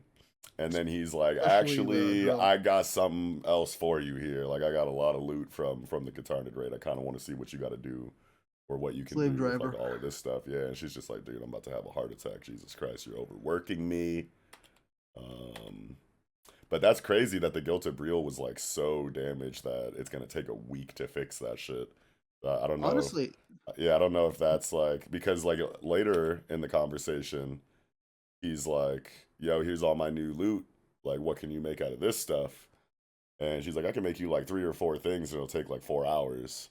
You know what I mean? But like, it'll take like a week, to fix the Guild of Breel. Like, is that like a week like in game, and that's different than like a week in real life, or is that like real time a week? And I if think I so, think real time, like with the like the Sarna Katarna thing, was yeah, like a full week. right. Honestly, Hmm. honestly, it makes sense that it would take a long time for that thing to be like brought back, because like Sunraku used it against like literally I was literally watching the anime. I'm up to date with the anime right now. We got 2 more episodes left in season 2. Hmm. He used it 3 times and used the ultimate skill twice. And 2 of those were against unique against the 7 Colossi. Well, one of Hmm. them was like a gun shadow, but still Yeah. he used them in 3 boss fights, 2 really massive ones. So it makes sense why they got so much damage. With the materials needed to make that one to begin with, it makes sense why it would take so long for it to be fixed. Yeah, so it has me wondering like a couple things here. So like does it take just longer in general to, for a forger or like a weapons crafter, smith kind of like character like Belak to fix something that's damaged than it does to like, create a new thing from scratch out of raw materials? Is that like kind of I how it guess. works, or is it because of, how special of an item the Guild of Breel is specifically that it's taking that much longer to like fix it than it would to because like 4 hours to craft like 3 whole things from raw materials, 3 or 4 whole things from raw materials versus just like fixing up something that's already made and like fixing the damages on it. It's just like like that's a I think it's a huge combination of there'll difference. be other options. Yeah, like that's like just like a really huge difference in time. So it makes me wonder, like, is it because of the Guild of Breel specifically, or in a game like I think just the Shangri-La rarity. Frontier, does it like take longer to fix something that's broken than it does to create something from scratch? I don't know. Could be both, plus the rarity of the material. Yeah, rarity of the material probably has something to do with it too. Yeah. But I mean, shit, man. Like, what did he make the Guild of Breel out of? The crystal Crystal scorpion. scorpions Yeah, and that crystal gold scorpion scorpion. carcasses. Yeah. So I mean, like, compare that to loot from a colossi, and like, Yeah. aren't isn't loot from a colossi like a lot more rare than like crystal scorpion carcasses? I don't know. Yeah. I mean, Crystal yeah, scorpions are that just is like kind of interesting. like area bosses. Yeah, there's like it's just like especially the big gold one. It's just like something you run into like out like in the wilderness. Like in Katarnid is a whole colossi with like an instanced like raid. So it's like Hmm. I don't know. It's interesting to Yeah. think about. Yeah. But yeah, But we hey, got horny Catman, Pepe Le Pew we got worse Puss reference. in Boots. Yeah, fucking weird, creepy horny cat dude. What's his name? Aramis. Belak calls Kate him Sith. Aramis. Yeah, Let's just call Kate him Kate Sith. I'm Sith. screaming. But yeah, he pulls up. I had completely forgotten that he took these gems to go do some shit with him last time we saw him. I was like, oh shit. Hey, we're the same as Sun Raku. He forgot too. No, seriously. And then he like comes back and he's like, all right, this is what I made for you. We got the Lapistella cloak and the 11 trigger hazard. And like first thing I thought of, I was like, can fucking Sunraku even wear this shit? I mean, like I guess Yeah. so, right? Because it's I mean, not the like gloves, 100%. the gloves for sure, but like I'm thinking about the Lycagon curse, and I can't He's remember got like 3 minutes. how I can't. Oh, okay, so that is the updated like conditions Yeah, for as I was for the able to do a curse full suit after. of armor for the fight. Oh, right. Yeah. So he can Turn wear. into Iron Man. So he can equip things on his body now after fighting the Lycagon Shadow and the curse updated, but he can only before he couldn't even like put anything on, but now he can put something on and it lasts for 3 minutes, right? And then Hmm. it breaks down. But this might be, this is like a cape or whatever. Like this isn't like something that actually goes Well, it over is the an torso. accessory. Yeah, yeah, it is an It's not equipment. accessory. It's an accessory. Yeah, it's not an equipment or whatever. But like And that might be an exception. even if it was like, an equipment, I wonder if there is a difference between like a shirt that you would wear that goes over your whole like torso and like something like this that kind of like dangles from the neck and shoulders. We'll have to see. Because his curse isn't like on like, well, I don't know. I have to look at Sunraku's body again. Yeah, the curse isn't like on his like shoulders and like neck area. It's like around his biceps and around his like midsection. So maybe he could just rock this regardless. Dude, that would be so sick if this was just like a regular part of his character design now, dude. This cloak looks fucking dope, bro. It looks really, really cool. Yeah, dude. Need that. Yeah. But he's got to But then go he update realizes, his fucking accessory slots, yeah. yeah. And I love how Sunground was like, good lord, is this what I get for skipping the tutorial? And I'm like, Yeah. yes, 100% I yes. love how that just like keeps coming into play as like a point of Uh-huh. like comedy, but also like a reason to, go explore more parts of the game. Yeah, and introduce another sibling of Emil who is just conveniently like in charge of this stuff. Yeah. Efuiel. Mm-hmm. Yeah, she looks cute. Just chilling with Yeah. all her dolls. Okay, let's take a look at these. Take a look at these dolls and see if we can see any kind of Easter egg type situation. Because right away, this like one, there's like a shark with his like mouth open, and then there's like something underneath it that looks like kind of familiar. But I don't think these are actually in reference to anything that we've actually seen. I think it's God, what does that thing look like? Like a, I don't even know. It looks like a fucking poop emoji with a wig and eyes and like a snake tongue. The snake from the first chapter. Oh shit. Okay, maybe yeah. That'd be cool. And wasn't there like a mud shark like thing that he like fought like earlier in the series too? Like, well, this thing kind of looks like a Yeah. catfish. Oh god, saying mud shark just like made me feel weird. Okay, anyway. But like yeah, there was like some like big fish thing like in mud, and I remember like Sunraku like having a hard time fighting it because like the battlefield was like he was like walking through mud and it was like slowing him down or whatever. It was like affecting his like stamina in some kind of way or whatever earlier in the series. But this thing like it's got like the catfish whiskers, this like shark with his mouth open behind Fuel's rocking chair. But Mm-hmm.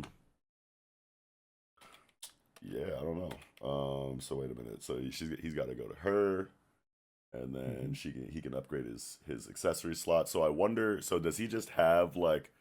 Because he's like level 100 or whatever now, right?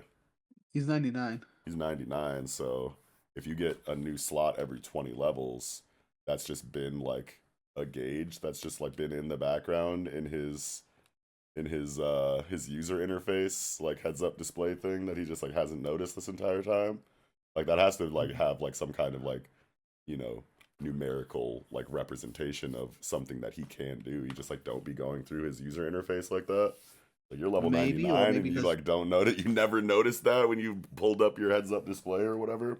maybe this game doesn't have those types of notifications. For all we know, you're Right, supposed but to do the he has to tutorial have and been in then do his this stuff yourself. he has to have been in his menu like, oh wait, yeah, if you have to go to somebody to do it, then you probably don't Yeah. see, the all of the points you've racked up every 20 levels to go towards Yep. accessory expansion unless you like are actually talking to the person. Okay, I was about to be like, dude, this nigga's a fucking airhead. Like when I'm playing an MMORPG, I try to like memorize the user interface so I know like where everything is at any time for like ease of like access. Like okay, got to go like read my mail, got to go like look at my fucking skill points, got to go, you know, you just I just feel like over time, especially when you get to a level like 99 or 100, that shit is just like, seared into your fucking brain or whatever after a certain point. You just like know where everything is in your interface after a while. So it just for a gamer like Sunraku specifically to just have like never noticed those points or whatever racking up every 20 levels, it's just like, hmm. But if you got to go to somebody to actually see that thing, then that makes a little bit more sense. Yeah. Yeah. But yeah, Aramis with the stuff. Let's take a look at this. Okay, so allows you to instantly cast a preset magic spell at any given time using the magic force you have in stock. So I wonder, I don't think pre. Sonraku has magic. Oh, okay. So his abilities don't use mana. I don't. I think I think no. I think they just use stamina Use points. stamina. But they are magic spells. I don't think. Oh god, I don't even remember. Because Yeah, I don't think they're spells. They're he's just got like skills. mirror of fading. That seems pretty magical. That like Maybe. yeah, that But I think constitutes a spell though. yeah, that like vapor clone technique or whatever that like makes a fake one of him. I feel like Maybe. that's a weird thing to make use stamina unless it's like effectively supposed to be like an after image technique, like then that makes a little bit more sense for stamina cuz you got Maybe. like, like rhythm echo and Hunter x Hunter or like after image technique and fucking like Dragon Ball that was like all like from the guy that wasn't like, the character itself like physically that wasn't like a superpower based or whatever, so Yeah. okay. So and he like I'm trying to think of how Sunraku would even use this thing then. Like maybe in conjunction with like Emil, like Magic Edge. Can Maybe. he like load Magic Edge into that shit? Oh, I don't maybe even yeah. we give them. I don't even know like what I don't even know what like the writing here like implies. Allows you to instantly cast a preset magic spell. So do you like load a spell into the cloak and then it instantly casts it with like no channeling time if that spell even has a channeling Oh. time? Oh, what if it's like for like some like as we saw with with some characters, some things need a chant need like a chant. What if that just subverts the chant and you just instantly use the spell without having to for like cast time to actually chant for the casting? Oh man, give that shit to fucking Cyger Zero while she fucking Yeah, uses Armageddon. yeah, that is super useful. Damn, and that'd be like super cute for them if he was like, "Yo, I don't really have magic, so you can have this," and it'll like, bypass your Armageddon chant time. That'd be funny. Oh man, imagine She how would be much easier these lit. Colossi fights would be. Oh yeah, for sure. That'd be fucking wild. And I just gotta say this again. The animation in the anime for like Tiger Zero's like Armageddon, Yeah, that was wild. Chef's Kiss, beautiful. The sound effects was Yeah, awesome. I loved that. Yeah, I went and watched that episode just to see that. yeah. That was But butterscotch. mm, Um, Levin trigger hazard. Levin ancient lightning causes extra damage, electrocution, and reduced status ailment resistance to the target. So like, I wonder if that's like on a punch. Like, does he have to punch you for that? Because that's not really his fighting style. Or does that I extend think to the weapon that he's it might holding in extend to that his hand? daggers Yeah. because it doesn't specify like punch or daggers. I think it just has to be equipped to him and any damage he deals. Oh, sure. Okay, that's cool. It might just be just for melee combat, which that is his specialty, so it makes sense. And he gets reduced status ailment resistance. Okay. Yeah, So if he's like poisoned or cursed in some kind of way, I'm pretty sure he can't be cursed because of the mark. yeah, But but he can't probably be poisoned. But yeah, resistance to poisons works since like his his new arcana his like full arcana like makes it so that any healing types potions and shit like that only work like half the time right. or 10% of the time or whatever like Yeah, yeah. so makes sense. That's a good buff for him. He definitely needs it. And then the hazard flame causes the overflow effect, boosting all motion sensitivity and damaging you for 50% of your current HP every 10 seconds. Okay, that's a pretty fucking intense caveat, isn't it? Oh man. Oh yeah. So, Oh, so, all so, right. like, Oh wait, he can that's, actually, yeah. if he uses that to his advantage, he could use the same combo he used to take out Weathermon. Yeah, I was thinking about that too, where I think I think it's called Hunger Wolf or whatever, where, Yeah. or wait, no, isn't that based on like how No, hungry you are? Or like how much no, you've no, no. It's eaten or something whatever? else. It has to be at low HP. Oh, wait. Whirlpool. Waxing and waning moon, his swords, his like twin That's it. swords that he Yes, that's it. uses. That's like the effect on those to where it's like when he's below a certain level of HP, then his crit chance like skyrockets or something like that. And then every time he lands a crit, he heals himself a little bit. And Yeah. then yeah, it's something like that. But then But then wait a minute. Nah, there was something that reduces his HP too inside of the waxing and waning moon mechanically, I think. Anyway, I don't I'll go remember. I'll go back and look at that. I'll remember by the next review. But yeah, this is like really interesting. This can give us some like pretty cool interactions mechanically in his fights moving forward. So I need him to hurry up and get those accessory slots and equip this shit. Okay? Yep. Um yeah. I think that's That's all it, the I think. major plot points here in the chapter. Did you have anything else? No. All right. Well, that's going to do it for Shangri-La Frontier, Chapter 214, The Bad Wolf, The Furious Rabbit, and The Freaky Cat. All right, moving into Gachiakuta, Chapter 130, Preparation. How are you feeling about this chapter, big weeb? Ooh. Oh man, I've been saying this almost. I've been saying this with most of the chapters we've been talking about, but I think this one's definitely one of the more insane ones in terms of what the heck is even going on in the middle in that one section. But let's Yeah, just talk really quick about. We didn't get the chance to talk about last week, but Amo is officially part of the cleaners. yeah. She's got a new look. She's on Team Front, which is interesting. Yeah, she's directly under the boss. Directly under the boss, which is cool. Did we always know like what her power was? I feel like it's been so long Yeah, since I've even seen her yeah, do anything besides get it has tortured to that do with I'm like, scent. huh? It has to do with the scent. It Oh, has to do with smells. Jesus Christ. Okay. I heard something else. I said it has to do with sex. I was like, nigga. Get your head out of the gutter. I was like, bro, what the fuck? Okay, so yeah, so she put some kind of like pheromone or some kind of like, perfume scent kind of deal out and like, basically chills you out, makes you feel good or something, makes you feel like it like takes malice away or something. There's that, but when she first used it in her arc, she made everybody like think about something that they like loved and cared about and wanted to protect, and she replaced that in their minds. Okay, because so it's kind of reminding me of like Melody's ability in Hunter x Hunter, where she can like play the flute or whatever, and it kind of like calms you down and like makes you docile or whatever, turns you into like a non-combatant effectively. There's also Hanami in Jujutsu Kaisen kind of had like a similar effect. There was some kind of domain ability of some kind or some kind of effective range, like a radius where if you're inside of it, it like removes ill intentions from you or something. I remember that being a thing like when Gojo fought Jogo and when he like chopped his head off after the Infinite Void. Anami like threw like some kind of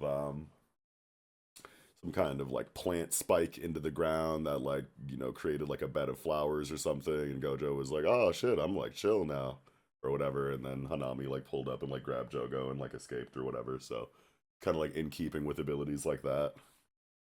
Yeah, it makes a lot of sense for that to be the case. I like Quick abilities question. like this. Yeah. Yeah, it's very technical. Yeah, How what do were you you feel gonna about say the though? design? How do you feel about the design in general? For Amo? Better? Yeah, I mean, more clothes on a what I'm assuming is a child, makes feels better for sure. I think we can all uh agree on that. yeah, I like Rio the being her yeah. Rio being her mentor is actually like pretty nice. Yeah, that's cool. Cool.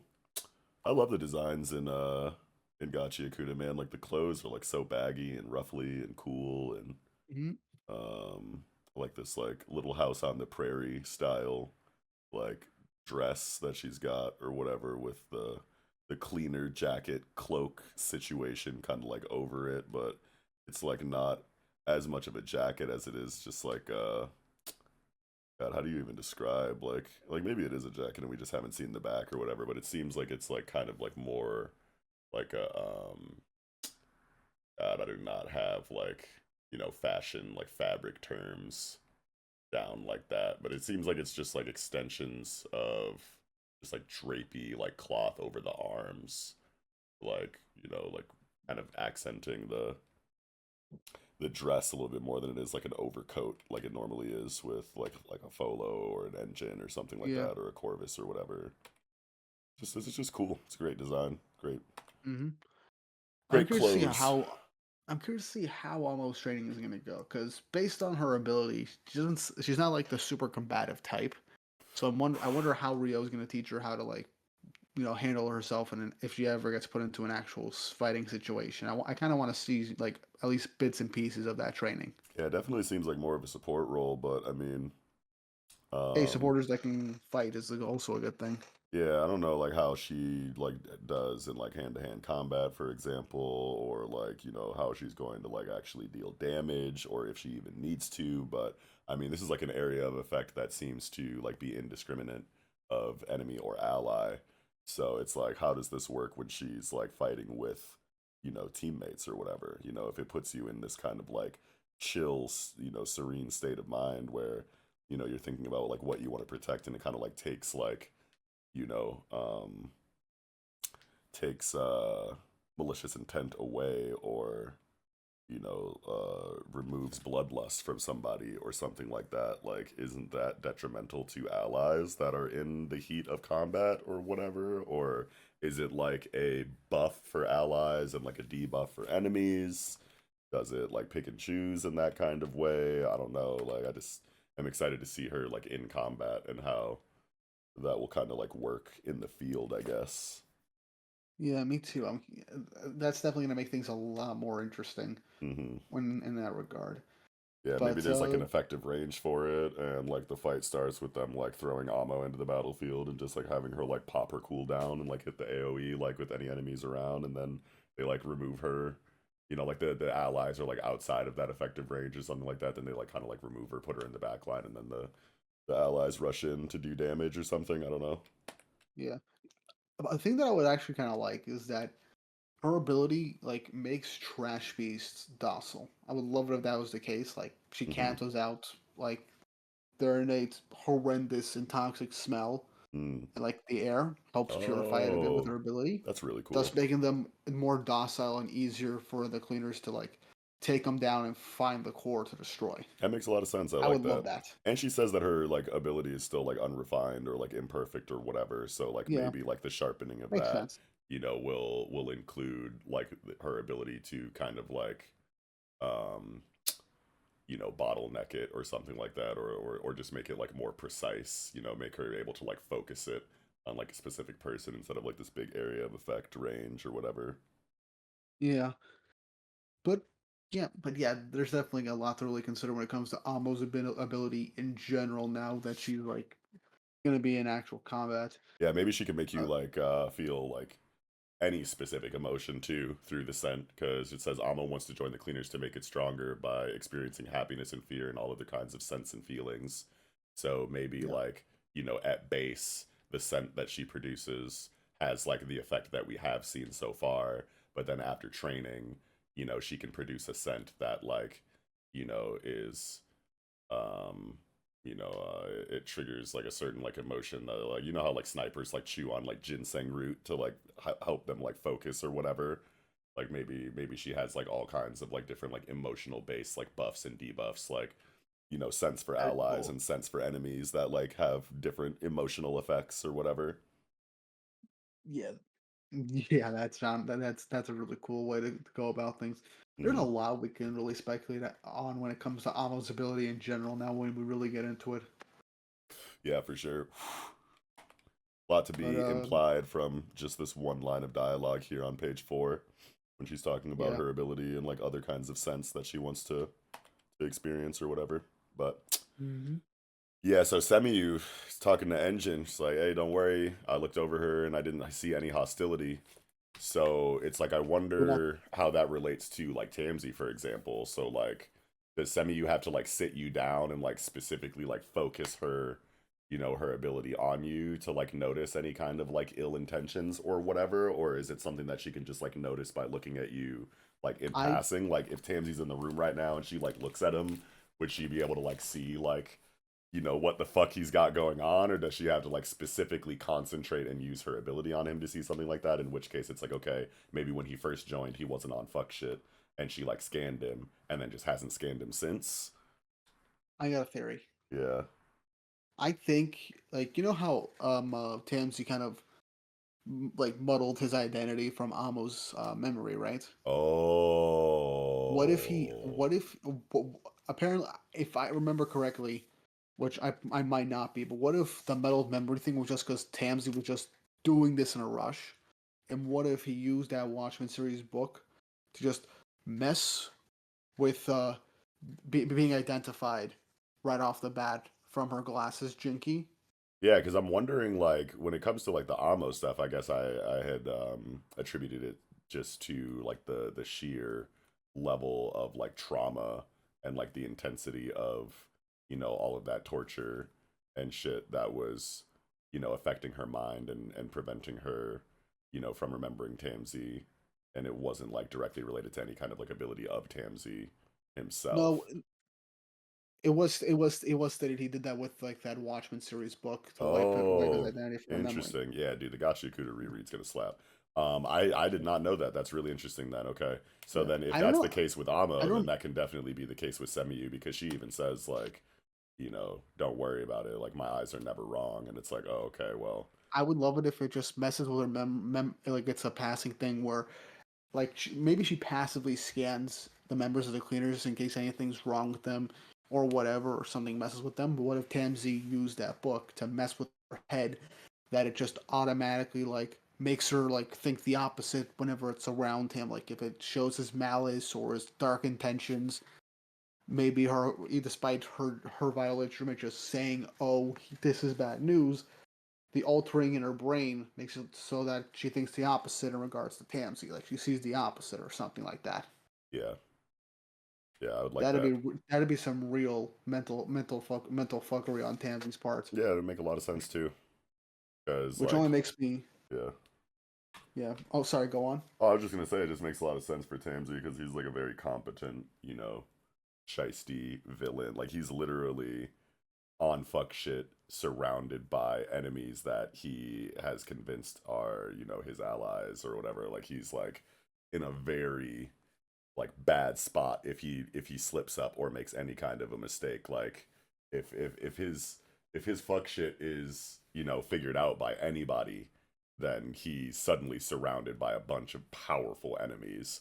You know what I mean? So he has to play things like very carefully and whatnot. So that makes sense as like a precaution that he would take with characters like Semiyu around. Yeah. Though this only makes me more nervous with Corvus, Mm. Yeah, he because like he that, like went to the boss's room, right? He like, yeah, he went to the boss's room, was like time to get the sacrifice ready, but like oh, Corvus was like kind of giving him like to me it kind of looked like a death stare or something at Tamsi. Like Corvix knew something was up with him the second he entered that room. yeah, I think he just Maybe like does Tamsi's, not fuck with Tamsi, but like doesn't have anything on him. So like whenever he's around, he's just like, oh, this fucking dickhead. What does he want now? yeah, or maybe he's been suspecting Tamsi himself, Right. and Tamsi came into the room to use that mind wiping book. They kind of like alter something with Corvic, and I'm like, what does this mean? Or if Karana wanted to go like even more like batshit with the plot, Yeah. Corvic is potentially working with Tamsi. I don't think that's the Oh case, hell but no. imagine, Hell that's the no. case, That'd be insane, but fuck no. and then Zodal ends up being the actual good guy. Yo, that'd be Imagine fucking that's the twist. that'd be wild, bro. Yeah. But no, I'm thinking more so. I think Tamsi might be just messing with Korvic's like perception or memory to lead to a more difficult mission for the Doll Festival. Which end of the chapter. Oh, looks like we're finally getting to it. Yeah, no, it's crazy. Yeah, switching perspectives to Genia in the East Ward. We got Zanka putting in work on this massive skyscraper, tall trash beast. Dispatched it solo dolo, and he's like, "It's still not enough. I gotta get better so I don't get fucking jabbered again." I need Senpai to notice me. Yeah, and then he remembers Hyo, and then she fucking ends up being like in the city with him. Like, what the fuck is she on? She's gonna be part of the Raiders. I'm calling it now. Oh god. That's so crazy because this is her, right? Yeah, she's got the exact same eyes.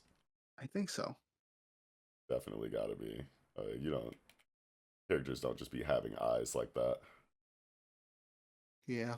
Yeah, that's definitely her, bruh. Same hair and everything, basically. She's got this cool new earring. She's got some black lipstick going. She's got like this Blank stare.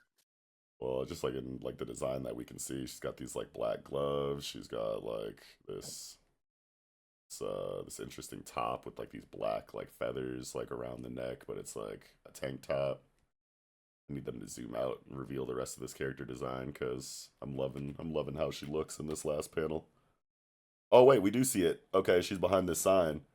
Yeah, she's got like a what's this shit called? Like a halter top and these baggy ass pants with the fucking like side thigh window going with the belts over it. Dude, the Kei Arana is such a fucking cool character designer. I know, Yo man. looks fucking cool as hell, and we can't even like we don't even get like a dead on like full shot, but just like what we can kind of like see in these couple of panels making up her design is just like so good. Looks like a fucking badass. Yeah. Hell Oh yeah. boy. Wonder how Zonka's gonna feel if he like runs into her and she's Ooh. like bad guy Jones. She thinks she's with the Raiders, huh? Oh.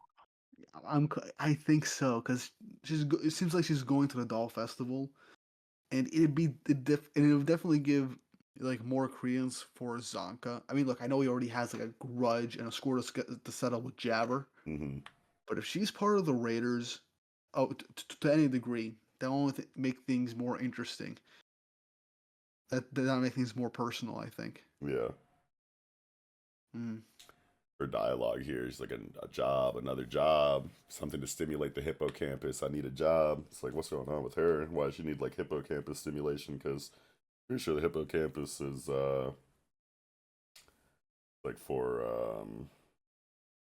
God, it always makes me remember that scene in Hunter x Hunter where Pitot like took the antenna off of that random ant and started picking around in that Pockle kid's brain to get like Nen information from him. Bliss?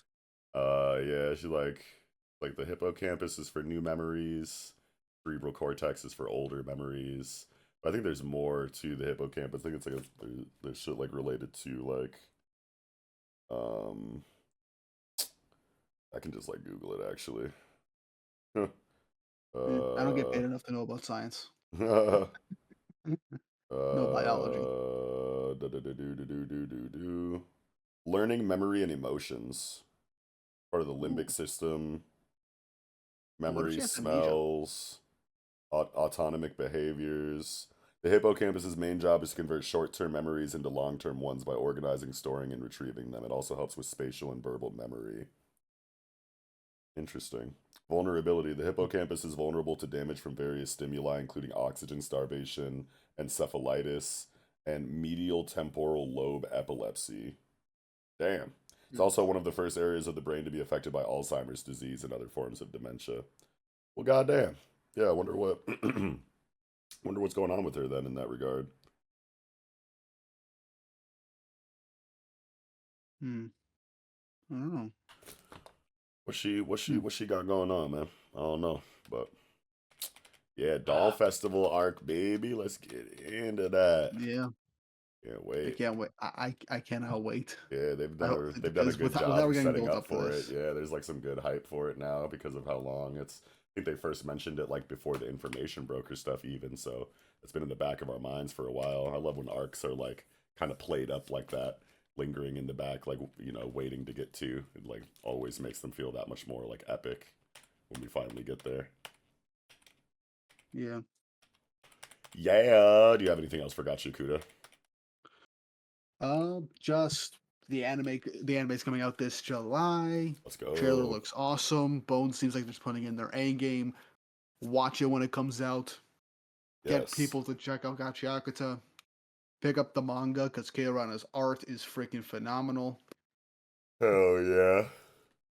Anyway, that's my support the official release segment for this video. I guess. Yes, please do that. Please do that. It's definitely one of them ones. If you're here in this segment of our reviews, then you already know what it is anyway.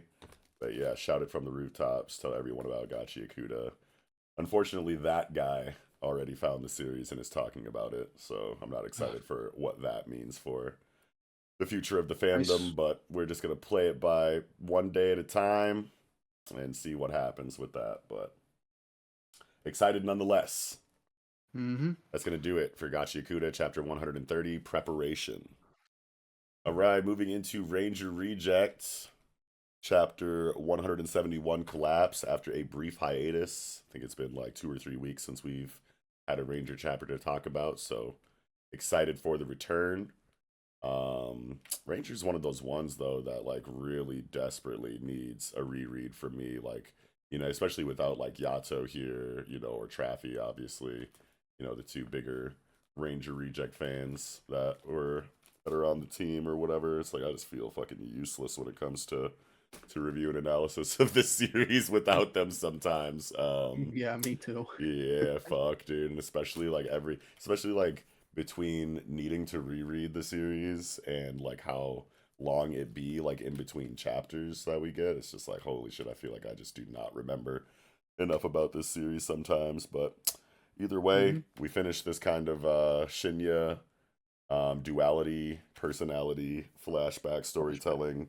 It looks like after the Red Keeper project is kind of like perfected, so to say. So say clone kind of like comes out and goes into like rage mode. Evil Shinya's like, hell yeah, we did it. We made a divine dragon out of a human, which is crazy. Like the information that we got in this chapter, regardless of how much like how tapped into the series or how much we remember or whatever, it's still like big enough to be impactful, even if like the retention is low, because it's like this is kind of how everything was created. It's like they were trying to take the divine dragon energy and put it into a human body. The ones that were successful become red keepers, the ones that were unsuccessful become executives, and like the in between, you know failure and success become foot soldiers. That's like really This crazy information to get lore wise. this really was our Ranger Reject. Yeah. This Literally. back that would have been the perfect for a title drop. We gotta be honest. That would have No, been perfect honestly. for a title drop. That setup. Yeah, I think I remember. I think I saw a tweet from Yato when this chapter came out about like the official translations and how like ass they're going to be when it Oh comes to my this god. double page spread on page 8, because the translation for like invaders I think is like monsters, and the translation for executives is like bosses or something like that. Hold on, let me go see if I Yeah, can find this they do the tweet. same for they do the same for the translation for the anime. Yeah, hold on. Here he goes. Yato tweeted a couple days ago. This page is going to sound so stupid with official translation. Those who couldn't become a hero, but also couldn't become bosses. Those born as losers. That's the monsters. Oh, that's going to be so ass. Ranger has like the worst. Like at this point, it's got like the worst like adaptation of a weekly shonen magazine. It's the only one whose official translation is like a year behind, and also the official translation is ass. Yeah, they It's not don't. as bad as JJK's official translation. It's Yeah, still pretty bad. they just do not give a It's at fuck least about this readable. series, bro. I don't know. It just sort of shows massive disrespect to the series, considering it's the only series in its magazine that isn't being updated weekly, Yeah, and Ranger. it doesn't have competent, like really good, like translations. I don't know if the translator is just like overwhelmed and isn't putting, doesn't have as much time to like put into this series, or maybe they just don't care. Yeah, I'm also going to the fact that maybe they're overwhelmed with whatever they're doing and don't have enough time for this, and that's why it's going by volume release with new official chapters. right. And I want to, I don't want to shit on the translators. They do as much as they can.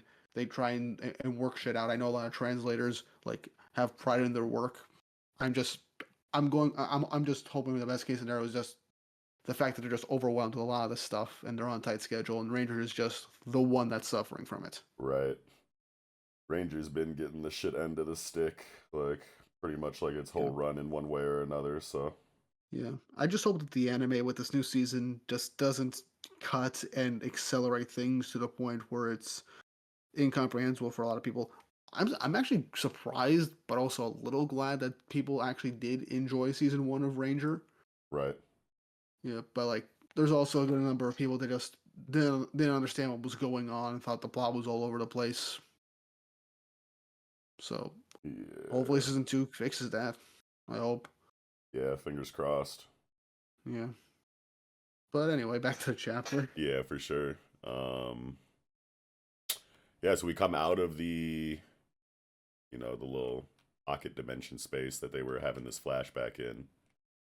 And yeah, D's kind of like, having experiencing some existential dread here.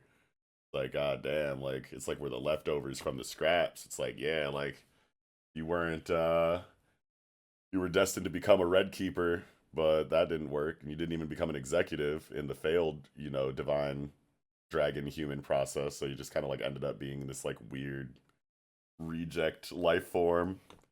And Yep. to go from like thinking that you were like destined for world domination and a part of like this hive mind of like greater consciousness, going towards this like valiant, goal to be proud of. It's like, nah, bro, you're just like pawns in this weird ass like game that this fucking biological experimenter kind of like was trying to put together for the sake of like theatrics in a TV show.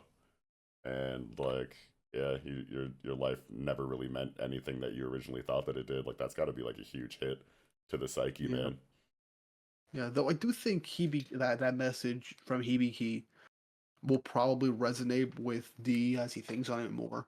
More so the fact that you're not tied down by these notions that that you've known from your birth. You can basically do what you want. You don't have to fight. You don't have to do anything. Yeah, your shit's not Which, like laid out. There's no like specific role that you have, and you know that now, so you can like truly be free. Like, there's no reason why you were born. Foot soldiers, no living yeah, beings are freer than that. Like, you can do whatever you want. Like, you don't have to fight at all. Like, whatever you thought your goal was before can be whatever you want it to be, and that's what sentience is all about. Like, that's why like we're able to contemplate things like existence and why we're here and where we came from and what we're supposed to do. It's like you decide that kind of stuff for yourself. And your life yeah, before, was you had like this one track mind where you thought that you were supposed to be doing something, and now you know that like you were created for no reason. The people that you were loyal to don't even give a fuck about you for real. Like Peltrola was ready to throw you to the wayside, and like you were like super on his team, earlier in your life and earlier in the story, and you realize that that dude is a son of a bitch that don't really give a fuck about you. Like, it's not like this big, grandiose, like, greater narrative and purpose for your life that you thought, so you can just go do whatever the fuck you want, man. And that's got to be, like, super liberating for a character like D. But at the same time, D is so, like, headstrong and stubborn that he's probably just gonna be like, no, fuck that. I'm fucking everybody up for creating this situation in the first place. I'm not just about to go like work at a fucking Arby's and like try to live normally or anything like that. Like these somebody got to die for this. I already know D's about to be on timing now. yeah. Though I do like how he kind of equates like everything going on with him, thinking that being evil was his role in life, to like how humans kind of like put themselves in a role like manning the Rangers Mm-hmm. with like you know, finding justice and taking on the portion for justice. Right. I find that pretty interesting. Yeah. But yeah, Ranger is definitely known for getting introspective at times, and D is definitely the biggest example of it. Yeah, definitely. And I, Chidori is really hoping for D to show up in this aspect. So for his like big finale, I can't wait to see what's going on with that. Yeah, me too, man. What the fuck's going on with Chidori, bro? Like ever since that one chapter, like all of his scenes have just been like so like they have this like ominous, like sinister, like aura to him. Wonder what he got going on. Yeah. Talking about Also, some Sanai, like, hey Sanai, like it's time, like Super Ultra Sunday battle, like please stay with me till the end, like doing this for you, G type shit. mhm. Also, something we kind of glossed over. The end of the flashback, the last words that were said in that flashback, when Shunya was like knocked back, when Yumika or Suzukiri like protected him from the big blast, and then Mm-hmm. ended up going to be the Rangers. Last thing was him talking to the Ram executive. Yeah, Emma Matai. Yeah, which we We still still have haven't not seen. seen. Yeah, we haven't seen the what Amamatai looks like yet. Their role in this is definitely going to be the biggest thing for the upcoming like potential like final arc of this series or setup for final arc or whatever, because their whole role in things, everything are revolving around them. They're definitely one of the executives that's surrounded in the most mystery at this point. Oh Nope. man, yeah. Wonder Yeah, what the this series is fucking crazy. Ram executive's gonna look like. I think we only saw his eyes in a panel at one point. Oh They look yeah, like bug eyes, I think, or like I don't know, some kind of freaky eye. Yeah, yeah. I'm about to look that up in a second. See if I can. yeah, but yeah, I mean, I think that's the only executive we haven't met. I know like Yato and Drafi were like theorizing about like the dragon executive and stuff like that, which that'd be pretty damn cool if that was the case. But yeah, right now it's just I think it's just Elmatai that we haven't seen or heard anything from. Right. Yeah, but yeah, I can't wait to see how that plays out because like everything we've been getting from Ranger has just been insane lately, Yes. and with how we're building things up, this is probably like this definitely feels like we're leading up to the grand finale. Yeah, man, it's wild, bro. Like, I wonder. Like, you think maybe the series will go to like chapter like 250 max? We're at Like that's 171 right now. And if that's there's like that's the one most I more, see it. yeah, if there's like one more major arc for the climax, and then, however many chapters afterwards to like tie up loose ends and, complete character arcs and, resolve any more like dangling plot threads that were left over, then I can see it going to about 250. Yeah, at the bare minimum, that's really the least I could think it'll be before it ends. It all depends on how long Negi wants to like stretch things out, what new things he wants to elaborate on, what fights he wants to make like really long, any character stuff, drama, all that shit. Yeah. Because Um, like if Yato was here, he would he has like the list of things that probably still have to happen before the end of the series. I think I remember. Yado, Traffy. Yeah, I remember us having a conversation about like what else there is to do in Ranger Reject or whatever, and I think he was like talking about like, oh, we still need to see what this dude's doing. We still need to see what's going on over here and whatnot. I wish he was here right now to kind of like reiterate on that. But yeah, I feel like there's still like a decent amount left to happen in the series Yeah, outside of this like major conflict that we're moving into with Shinya and Chidori. yeah. Either way, I trust. Either way, I trust Negi to deliver. The guy's been fantastic with this series so Oh far. yeah, He he hasn't knows missed exactly yet. what he's doing. Yeah, no, this is definitely like a Jesus take the wheel kind of Mhm. like situation. Like, show me what you got for me. You have long since established this like let him cook status. Yeah. But yeah, I mean, do we remember like what's up with evil Shinya? Like I think the last time. He's been captured by Chidori. That's why this Oh, whole right, big right, right, event right. is happening. Yeah. Also, what was his name? Kai. He got after he got let out. He wants the guy that has the snake executive's power to send him back to that world so he can take on Peltrola because he still has that big vendetta against him, Oh, right. which I found funny. I hope XX gets out of that world. I want to see how her whole character is like outside of that like memory altered version of her from that like pocket dimension. Right, right. Oh, so And I want many her to keep the moving suit. parts, man. Yeah, a lot of moving parts for this series.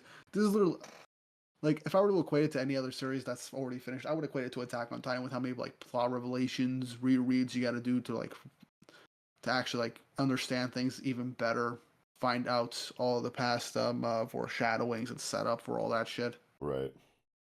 Yeah, man. Yes, Oof. sir. Big things going on. I wonder like what role good Shinya is going to have to play in the end of all of this stuff I too, don't because know. I mean, like, on the combat side of things, he doesn't really have too much going on. Obviously, he's not He'll like a bring a fighter flashlight. or anything. But what'd you say? He'll bring a flashlight and a Oh, baton.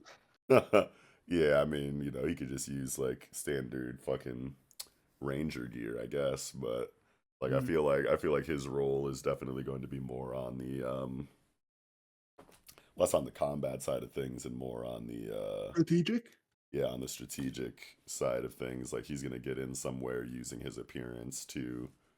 Well, no, maybe not because like everybody knows that evil Shinya has been captured by Chidori or whatever. So I don't know. They could do some shenanigans like that, but I just wonder like who he's going to talk to or and, he is still like a genius scientist too at the end of the day. Like he's still got like the same level of intellect as evil Shinya and original Shinya or whatever. So maybe that comes into play Yeah. in some kind of way.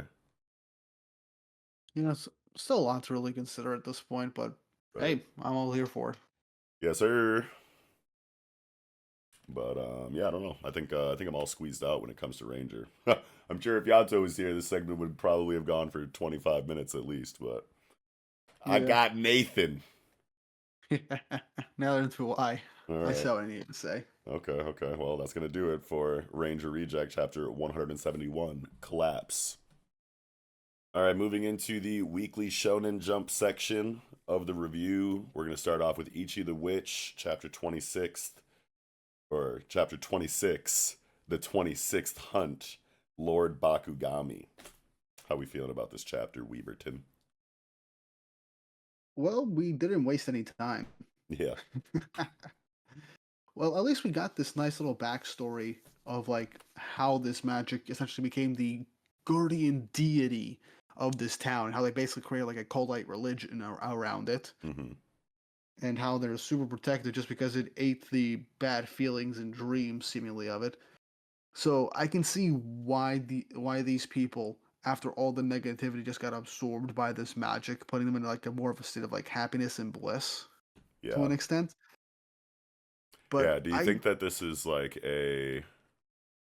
Do you think that like this magic like knows that it's like manipulating the feelings and like thoughts of these people in a way to create this cult like obsession with him or it, or do you think that this is just like a naturally occurring circumstance of the just how much they love what this taper magic can kind of like do for them.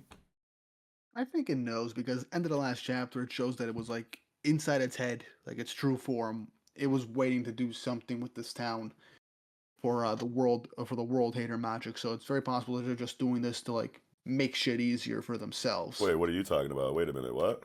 It shows Yeah, what? the end of the last chapter. Oh, the end of the last chapter. Yeah. So wait a Yeah, minute. Wait a minute. Inside of it. Oh, okay. Cause yeah, when it like zooms in on its nose. they enter its mind. I think, or at least its inner mode. Oh, wait a minute. No, you're totally right. I completely misinterpreted this scene. Yeah, so wait a minute. This character is Bakugami? That's what it seems like. That's their true form, seemingly. It would it would be Hey, interesting if yo, like, what the fuck, dude? mm-hmm. I'm in it, bro. I feel so stupid right now. Hey, you're just off your game for this one. I guess so. Dude, holy shit. I don't know what I thought was going on at the end of this chapter, but okay, no, this is really good then, actually. Yeah. Okay. Honestly, honestly, an interesting idea I had was like, what if, like, let's say this magic was like actually like trying to help them at first, but then as it absorbed all the negativity, all the bad dreams, all the bad emotions, and all that, it twisted its inner personality to becoming more of a human hater and wanting recognition from the world hater magic. Because what Right. happened here happened like 10 years ago. Yeah. Like it started coming here, so you can imagine like a decade of that shit just constantly filling you up could just change your whole personality. That's a possibility too. Yeah, no, for sure. Because I like for dude, when I was going through this chapter, I was like, damn, bro, they being mean as hell to this fucking magic. but I know that we're going to get writing later that like justifies like why Goku Raku, the brutalizer, kind of like hates this thing. But I completely didn't put it together that we literally already got the writing for it at the end of the last chapter on why this thing kind of sucks and needs to be dealt with. Damn, because I was like, damn, what a Mm. crazy situation. They just like broke through the top of this thing, and Ichi was just on go instantly and zapped it with Inazuri like right away, just after talking to Goku Raku. And like what did Goku Raku like tell Ichi about it to make him so ready to jump into this fucking city and attack their you know Mm. their like most prized, worshipped thing like that. You know what I mean? Like Ichi is kind of like a meathead at the end of the day, but Yep. there has to be Now he's gonna get put to death. a little bit more of like a moral like justification for it. Yeah.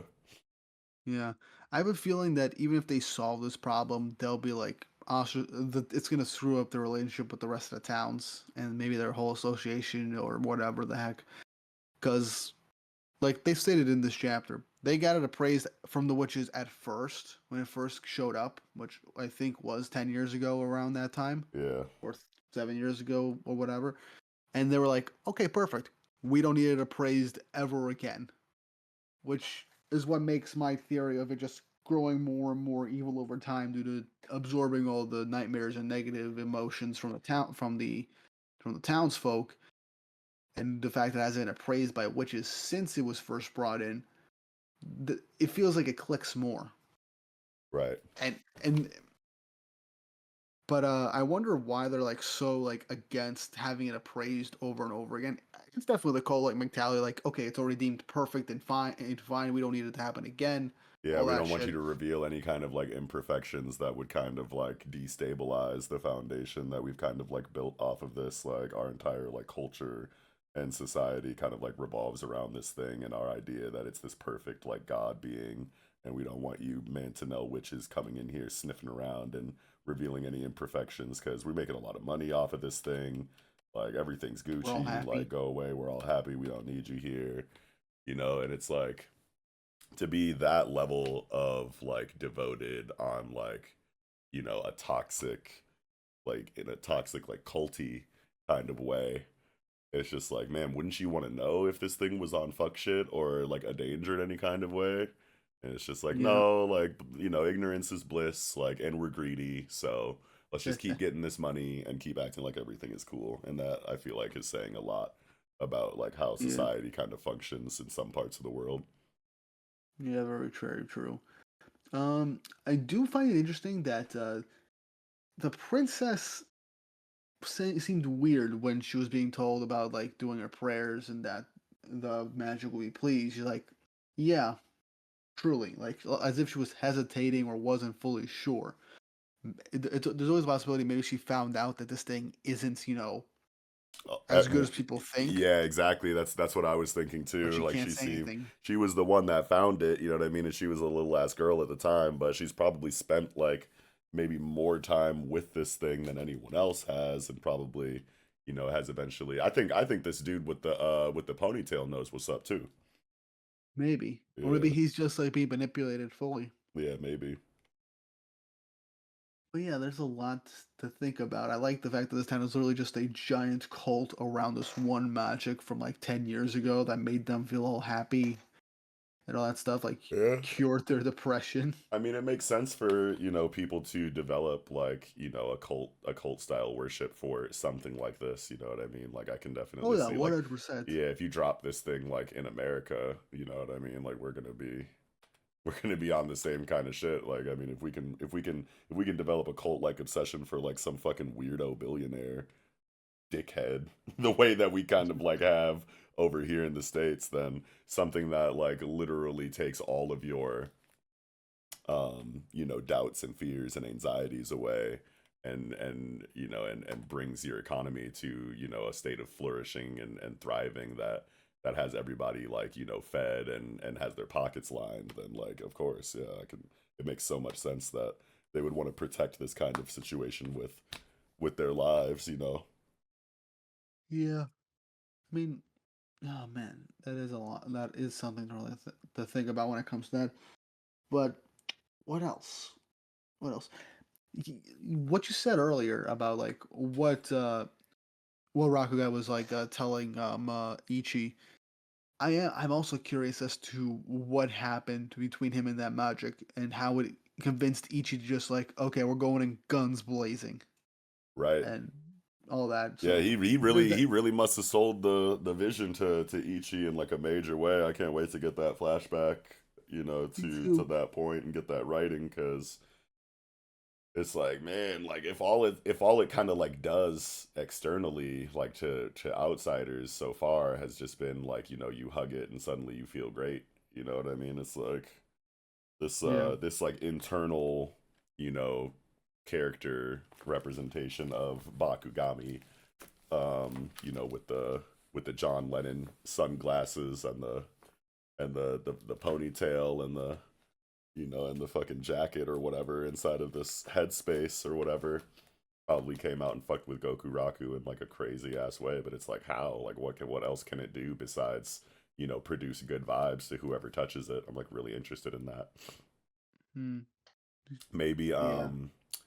maybe Bakugami was, originally found in Goku Raku's like hometown and kind of like, had a similar effect to those townspeople, and they like established some kind of like cult like worship for it that ended up being like detrimental to Goku Raku specifically in some kind of way because of just how obsessed they became, with Bakugami, and it like fucked up relationships or something with with his family, and maybe he like never like saw the vision, maybe he never touched it and became obsessed with it himself, and he was like the only one that wasn't kind of entranced by the ability that Bakugami can kind of produce. So he's trying to like talk sense into people, and then suddenly like his whole hometown is like against him or something, and they like fucking became like raging maniac worshippers and like ousted him or like ostracized him from like the rest of the group because he didn't want to fall in line, and it like led to some kind of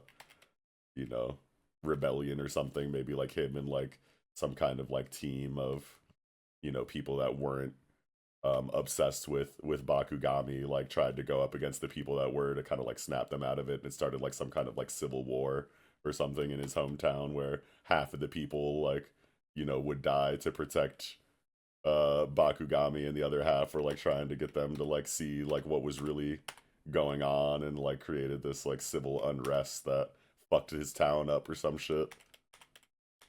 Yeah, that would be an interesting way to go about things. He is Mm-hmm.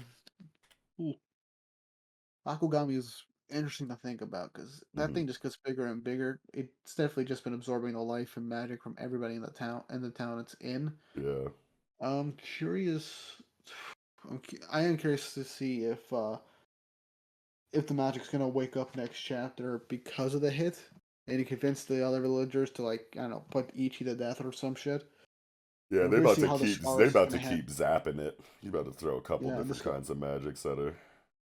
yeah, we gotta make sure this, and we gotta see what the scars is gonna end up doing. See how she plays a role into this, because like this definitely isn't gonna be good for like the Witches Association if they see that Ichi just straight up attacked a seemingly peaceful magic out of nowhere. Yeah. At least for public relations. Ay ay ay. Yeah, this is definitely about to turn into pandemonium and chaos though, because it's like they made a really big deal about like, protecting this space. This is like sacred ground. Like this is where our guardian deity that we worship kind of like sleeps, and nobody better fuck with it or else it's over for anybody who tries. And they just broke through the roof and fucking immediately attacked it in front of like, you know, the most devout worshippers or whatever. Like they're about to sound the alarm and everything is about to go to Yeah. shit in the next chapter. I cannot fucking wait for that. Mm, I can't wait for that either. It's gonna be really good. Hell yeah, man.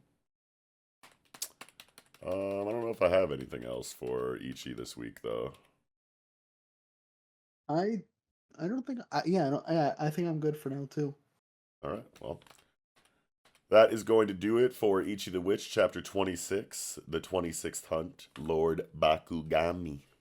All right, now moving into ASStro Royale, chapter 45, Love is Conquest. And I just want to say, I am glad that we skipped a week for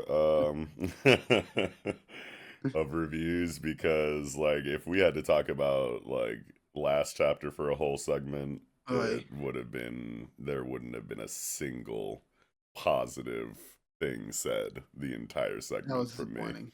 I swear to God, bro, that last chapter made me so fucking mad, but this one is I guess better even though Yeah, we got a good fight. I'm just so like checked out of like even though like the fight and the choreography with Hibaru and Shikaba was like some of the more dynamic action that we've Mhm. seen in like a while in the series, maybe even in the whole series as far as like a 1v1 confrontation goes. I really like the Yeah, perspectives that were used.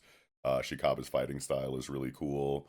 It's still a lot more of like the same like attack, dodge, like block, I try do. to attack, dodge, block, like kind of like stuff going on here. But I mean, it's fine because of how cool it all looks, I guess. But I definitely do wish that there was just like a little bit more strategic depth, and that it wasn't just like attacking and dialogue for the whole Yeah, chapter and the whole fight. But like true. But whatever.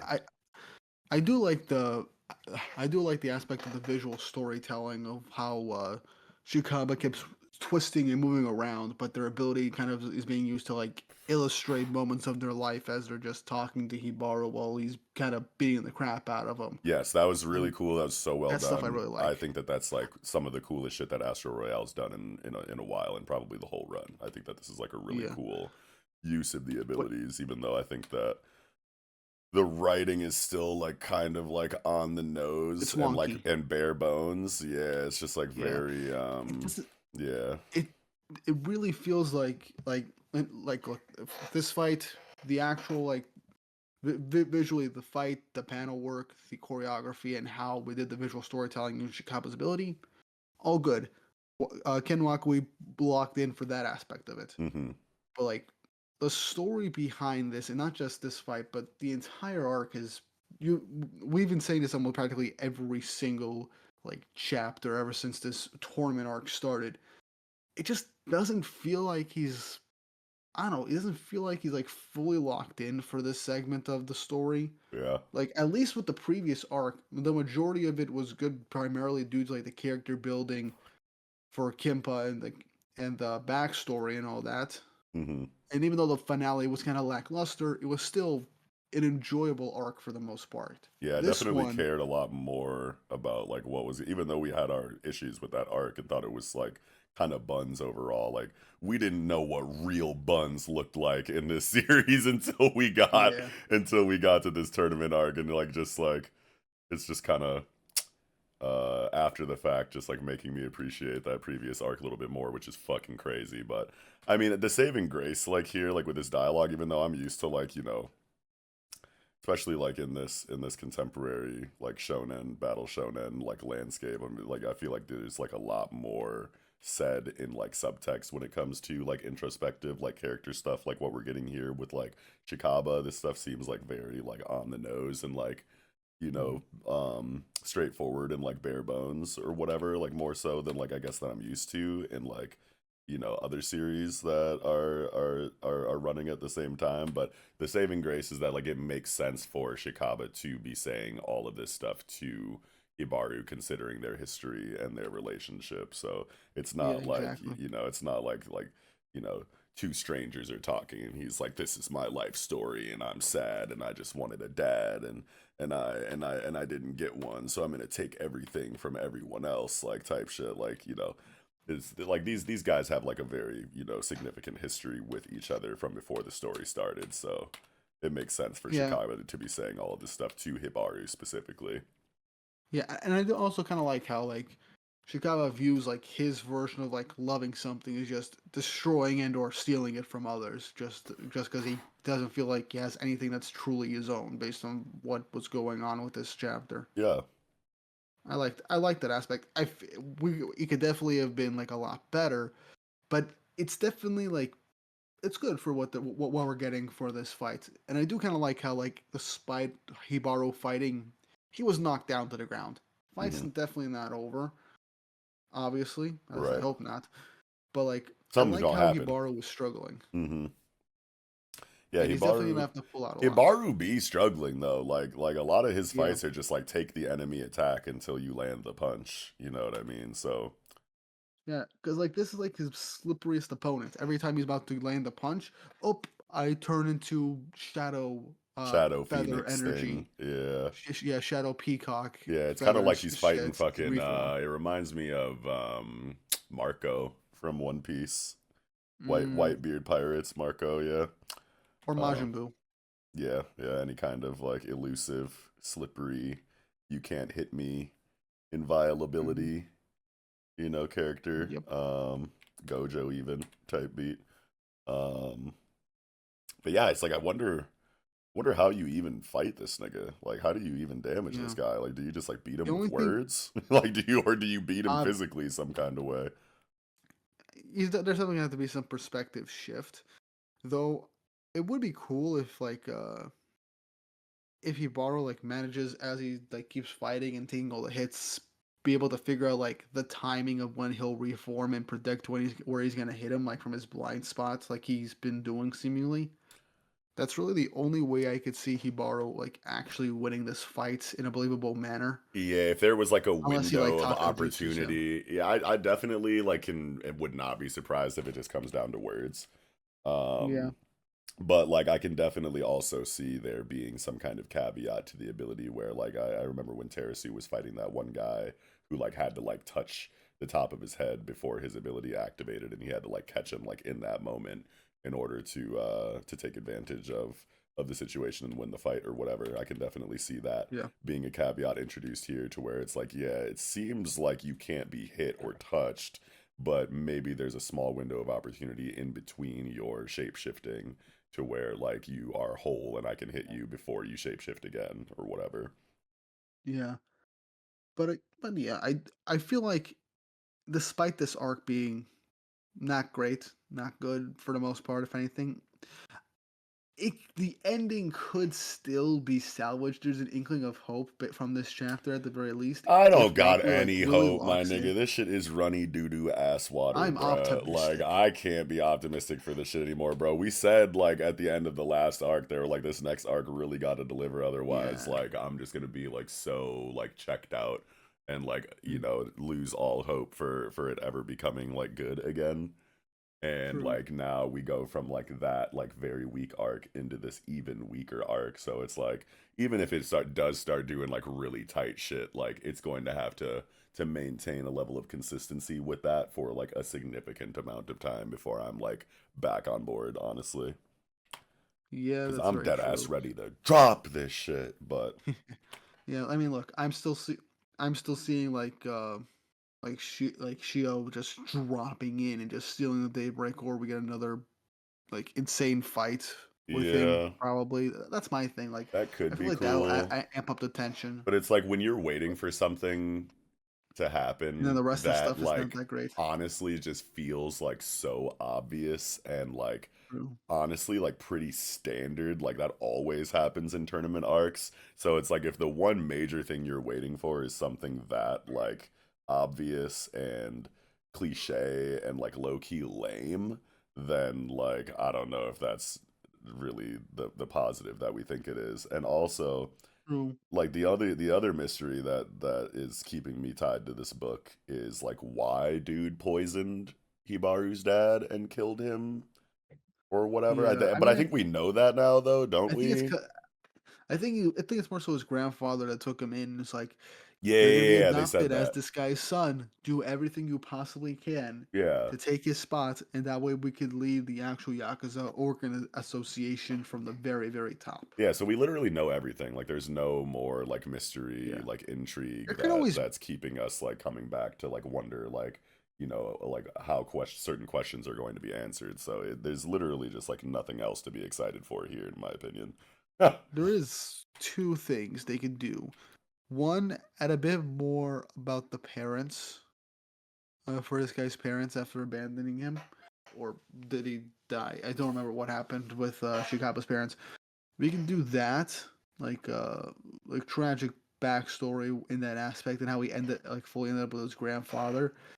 or we get a bit more extra stuff with his grandfather and the mentality that was kind of like placed onto him. But yeah, like you said, it's not really too much we could really do with it. I mean, whatever it has to be, we have to get like more insight on his grandfather because that seems to be the root of all this. Right.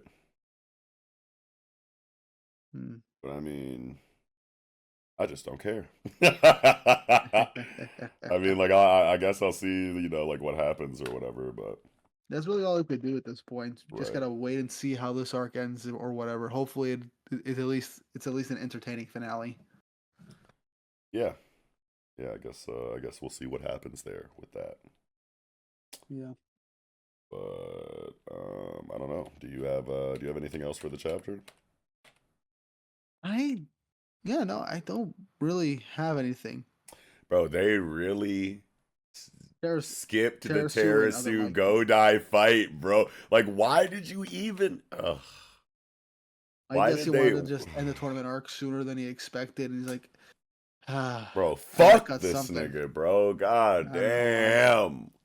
If you can't commit to like the basics of the tournament arc, you probably shouldn't have made it into an actual like full blown tournament arc at the end of the day. But Oh that's just my opinion. yeah, this shit just has me wondering, like, what the fuck we're even doing here. God. Mm, Ugh. Anyway, I don't know. I'm good on ASStro Royale. How about you? I'm good too. All right, that'll do it for chapter 45. Love is Conquest.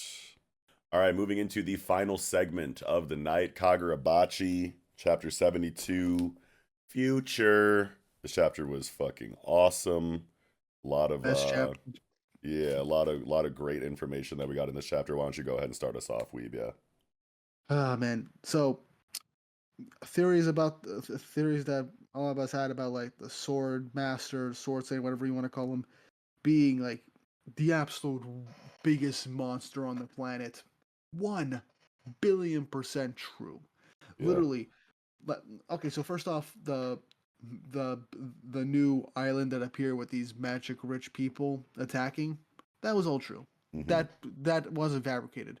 But turns out they were surrendering. They were going to sign a peace treaty so that they could, Coexist. stop. Yeah, so you can coexist, stop killing people because like it's believed their leader either died or realized, yeah, no, we ain't winning this. It's best if we just surrender and we can't let any innocents die.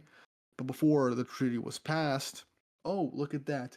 The sword master is like, no, they all gotta die. Right. They all gotta die right here. Nigga And just then literally tweaked the entire out. place and then that 2-page spread is so haunting, of just the entire like area being like a little like freaking aged up graveyard with all the Right. corpses, skeletons, and all that. Yeah, what I And think it's is a really interesting about the situation is that they, especially after our review, when I think it was you that had brought up the possibility that when the Datenseki Island kind of appeared and the people came from it, that they were actually like peaceful and like chill, but like the greed of um, the country that our characters are from kind of like saw that they had this like mineral or this ore or whatever that had all of these like crazy effects to it and benefits that they could use to like make money or advance their like position on like a military level, et cetera, et cetera. They were like, nah, we need that shit and we're about to go take that shit from them and we're going to like lie to the masses and make people think that they were evil and came here to attack us and we had no choice but to defend ourselves and fight back or whatever. Like I think it was you that brought up that possibility or whatever when the first chapter came out that I think that so. talked about the island coming up. Yeah, like I think that's really cool that not that that was a very obvious like route to go because I remember that kind of like blowing my mind as like an idea or a thought like in the review. I was like, oh my god, that makes so much sense. Like we've definitely like seen that in like real world like geopolitics and shit like that. Like that's like a thing in history that countries be doing that shit. You know what I mean? So I can definitely see that happening. And it wasn't like I was so sure that that was going to be the case, and I think Hokusono knows that that's where some people could have kind of like arrived at on like a prediction level, and kind of like switched it up a little bit to where it's like no, there was a little bit of a scuffle, like they really were like trying to fuck with us a little bit, and we were fighting back with them. It was like equal relatively equal malice on both sides, but then eventually they tried to say like, hey, let's stop the fighting, like we don't really got to be dying like this, like let's get the peace treaty going. And we were down for that. We were down to sign that, but then the Shinichi wielder fucking tweaked the fuck out and like brought the malediction and like, brought ruin to this island in a crazy ass way, and like we're trying to cover that up. You know what I mean? So it wasn't entirely the idea that you originally introduced, even though like after you said that it seemed so obvious and felt like the best route that it could go, considering like the real life parallels historically in geopolitics. But instead, there's just a little bit of a twist, a little bit of a spin pulled on that, and there was like something that needed to be covered up in regards to like what the protagonist did, but it was just one character doing it, and instead of like a governmental like decision to be shisty and lie and cover it up. So I just think it's cool how it ended up playing out. It's kind of Yeah, low key I do. subversive, yeah. Yeah, I do like how like after that entire tragedy, they took the rest of the sword of the enchanted sword bearers to stop him, Hmm. and then he had him locked up, and the Shinichi sealed away.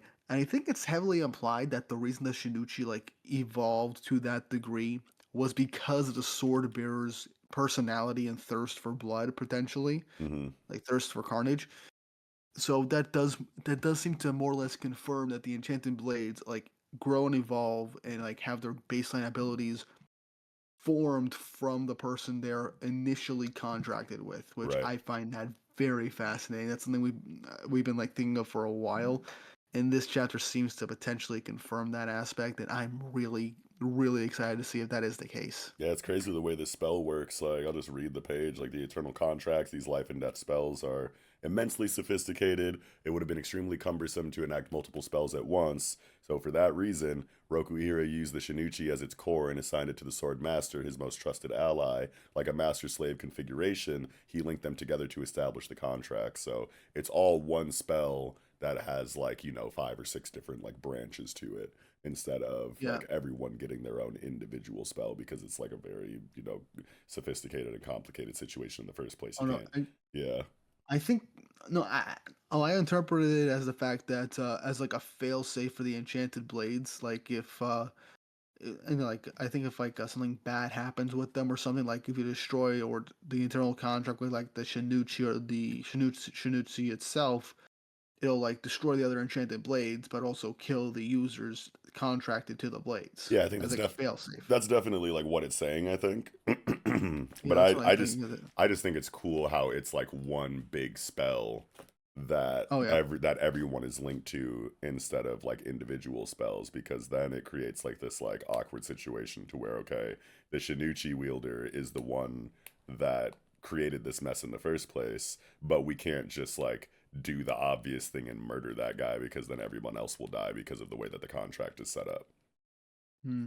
Yeah, so it Yeah, makes it that's like true. kind of awkward, because it's like, yeah, it's like after the malediction, it's just like, bro, boom this kid. Like, fuck you, dude. You're a fucking nuisance. Like, you should not be able to just live after something like that. Like, you're fucking crazy, bro. But it's like, oh, we can't do that because then everyone else dies. So it's like, oh, it's awkward now. Hmm. Yeah. F- sorry, I blanked for a second there. I was thinking of something. All good. I I, completely I just lost like remembered train of that thought. it's all good. I just remembered that somebody said, I don't know if it was in our comment section or if it was on the timeline. It's been a while now, but someone talked about the possibility that Yura, this Hishaku character, um, they were talking about the possibility that he's from the Dachinseki Island, Mm. and that and Oh, that and now I that and that goes into like his motivations as to why he's like doing the things that he's doing, is because he's that he's from there and has beef with. yeah Yeah, that's that cool. That's cool to the think about. I think that's yeah. cool, because he has like just I look at just him. remembered. Yeah. Oh yeah. Go ahead. I just remembered it revolves around them too. Like Samura was talking with one of the Kabunabi heads about the fact that he knows so much about the truth about the war, either well, like you mentioned, probably he was probably a survivor, or was probably like present during like the peace signing, or was part of the Kabunabi at some point, and Yura. that's why they know all this classified information that nobody should know. You're saying Yura was potentially a part of the Kamunabi? Yeah, maybe he was just like a low level grunt for all we know, and Hmm. then after what happened, he like grew grew stronger and wanted to like uncover the truth and obviously wanted the enchanted blades for his own sinister purposes, whatever they may be. Oh, sure. I That think is I possible. think it makes a lot more sense for him to actually just like be from the island, given like his Oh no, capabilities. Like, yeah, because like that makes a lot more he sense. wasn't even like was he even like using sorcery? Like I think he was like fighting Chihiro when Chihiro had N10 in the auction arc, like, and he was like barely even using sorcery, and he was still like on par, like tussling with like Chihiro in like a major way Yeah, or whatever, like just by himself, like solo, like 1v1ing Chihiro with N10 with like using barely any sorcery and didn't have an enchanted blade. So it's like that's a big deal. I feel like you shouldn't just be able to do that. mm, Like no matter like yeah. how much you train or whatever, just because of like Just the pedestal that they put these enchanted swords on and what we've kind of like seen them do, and like true. the power scaling is like so in favor of the enchanted blades that it's just like him being able to really tussle with Chihiro in that way just makes me think that he's special in some kind of way, like race wise.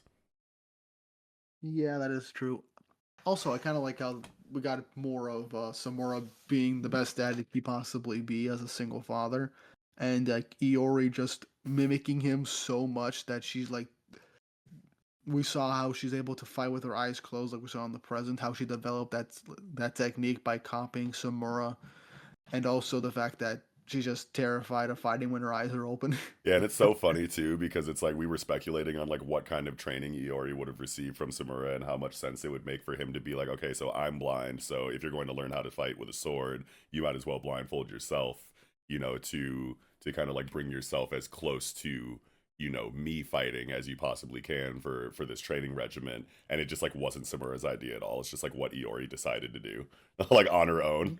And he's like surprised about that. He's like, okay, I guess she just like put it together that like that this is just like what she should be doing. So, and it's funny because I remember there was a comment, like it was a pretty rude comment aimed at Yato from this guy, like in one of the weeks in our comment sections, where he was like, you need to reread the series because it's obvious that like Samura trained her in this way specifically for b.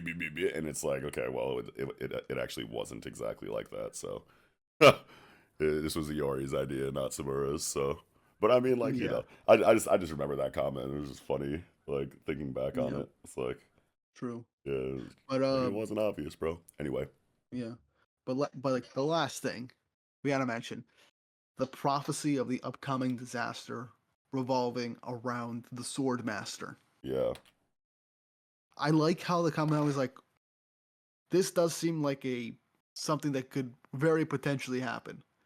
But with how the internal contracts work, we can't fully risk getting rid of the blades, which is why it's better for us to keep them entirely separate in different locations and sealed away to avoid this potential future. right. And it does seem like if there has been no outside interference, that would have been the case.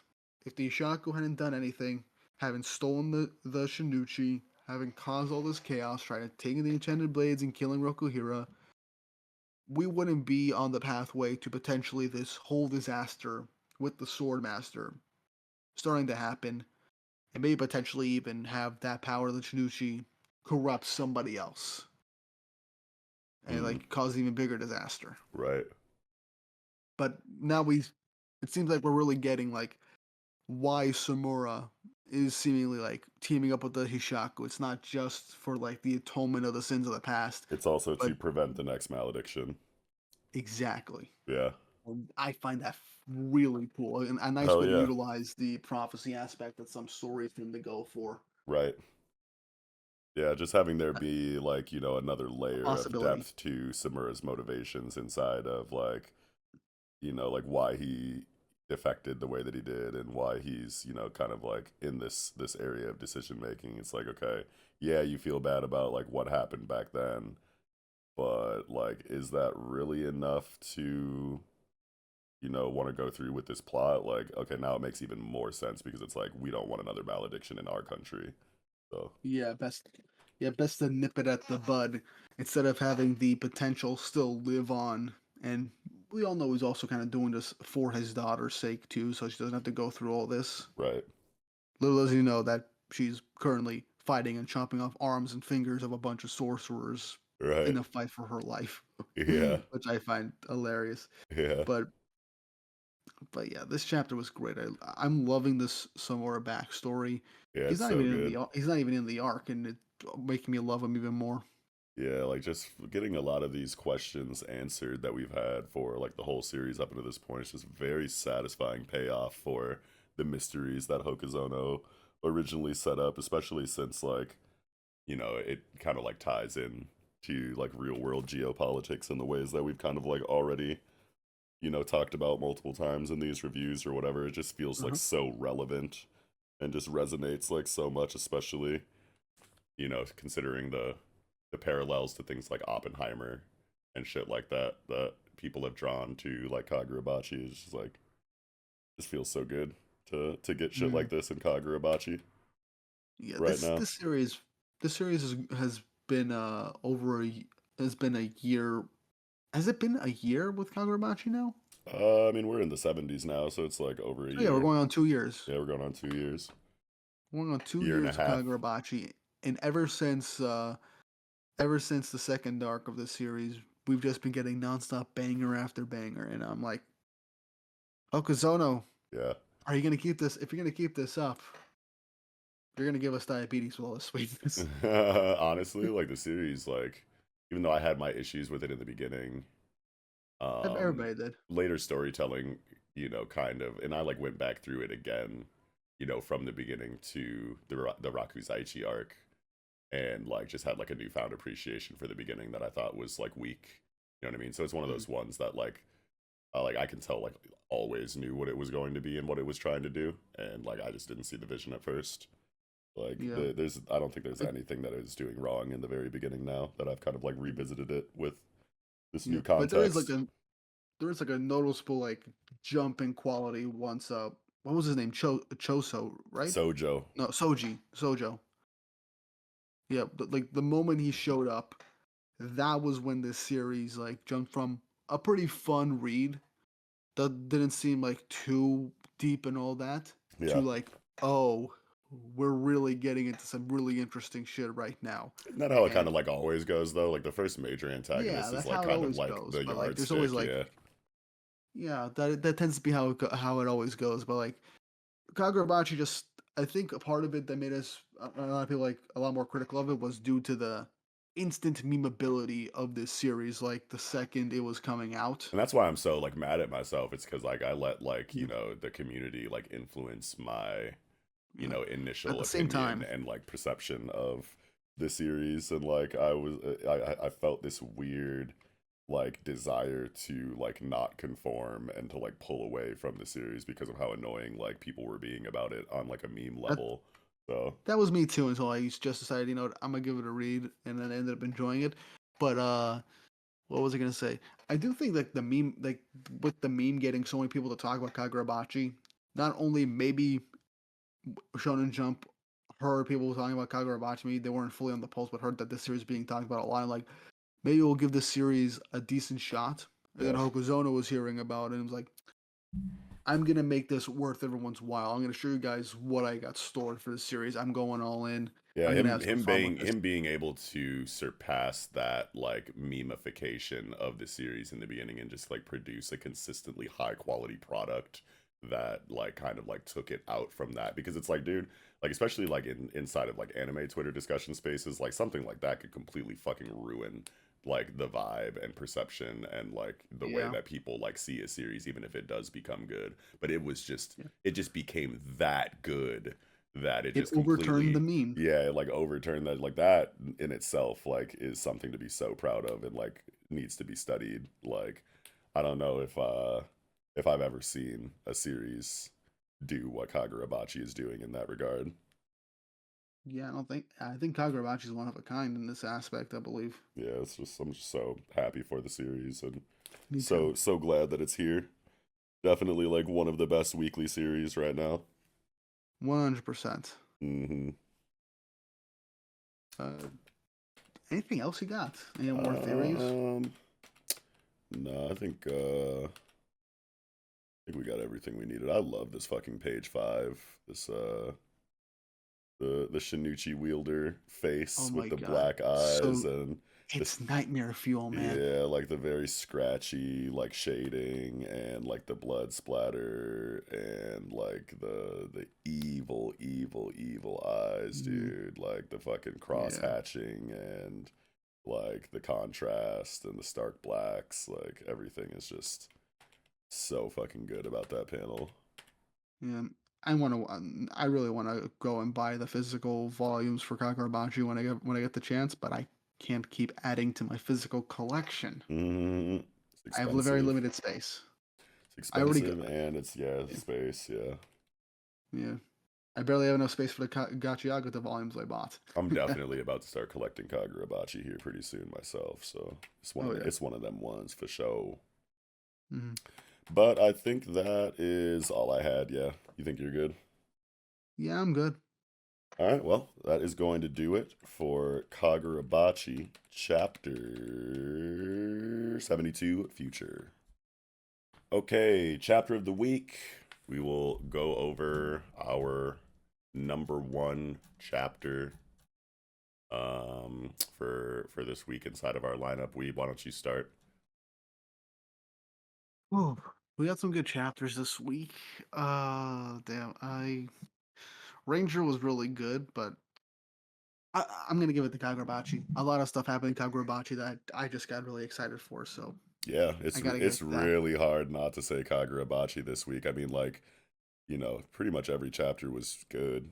You know what I mean? But Kagurabachi is one that, was answering like really big questions that we've had for pretty much the entire series. So it seems Yeah, like it was the most significant chapter storytelling wise in that regard. So I think I'm gonna say Kagurabachi too. But yeah, all right. Gachiakuta was huge as well. Mm-hmm. Ranger Reject is always good. Those are probably my top three.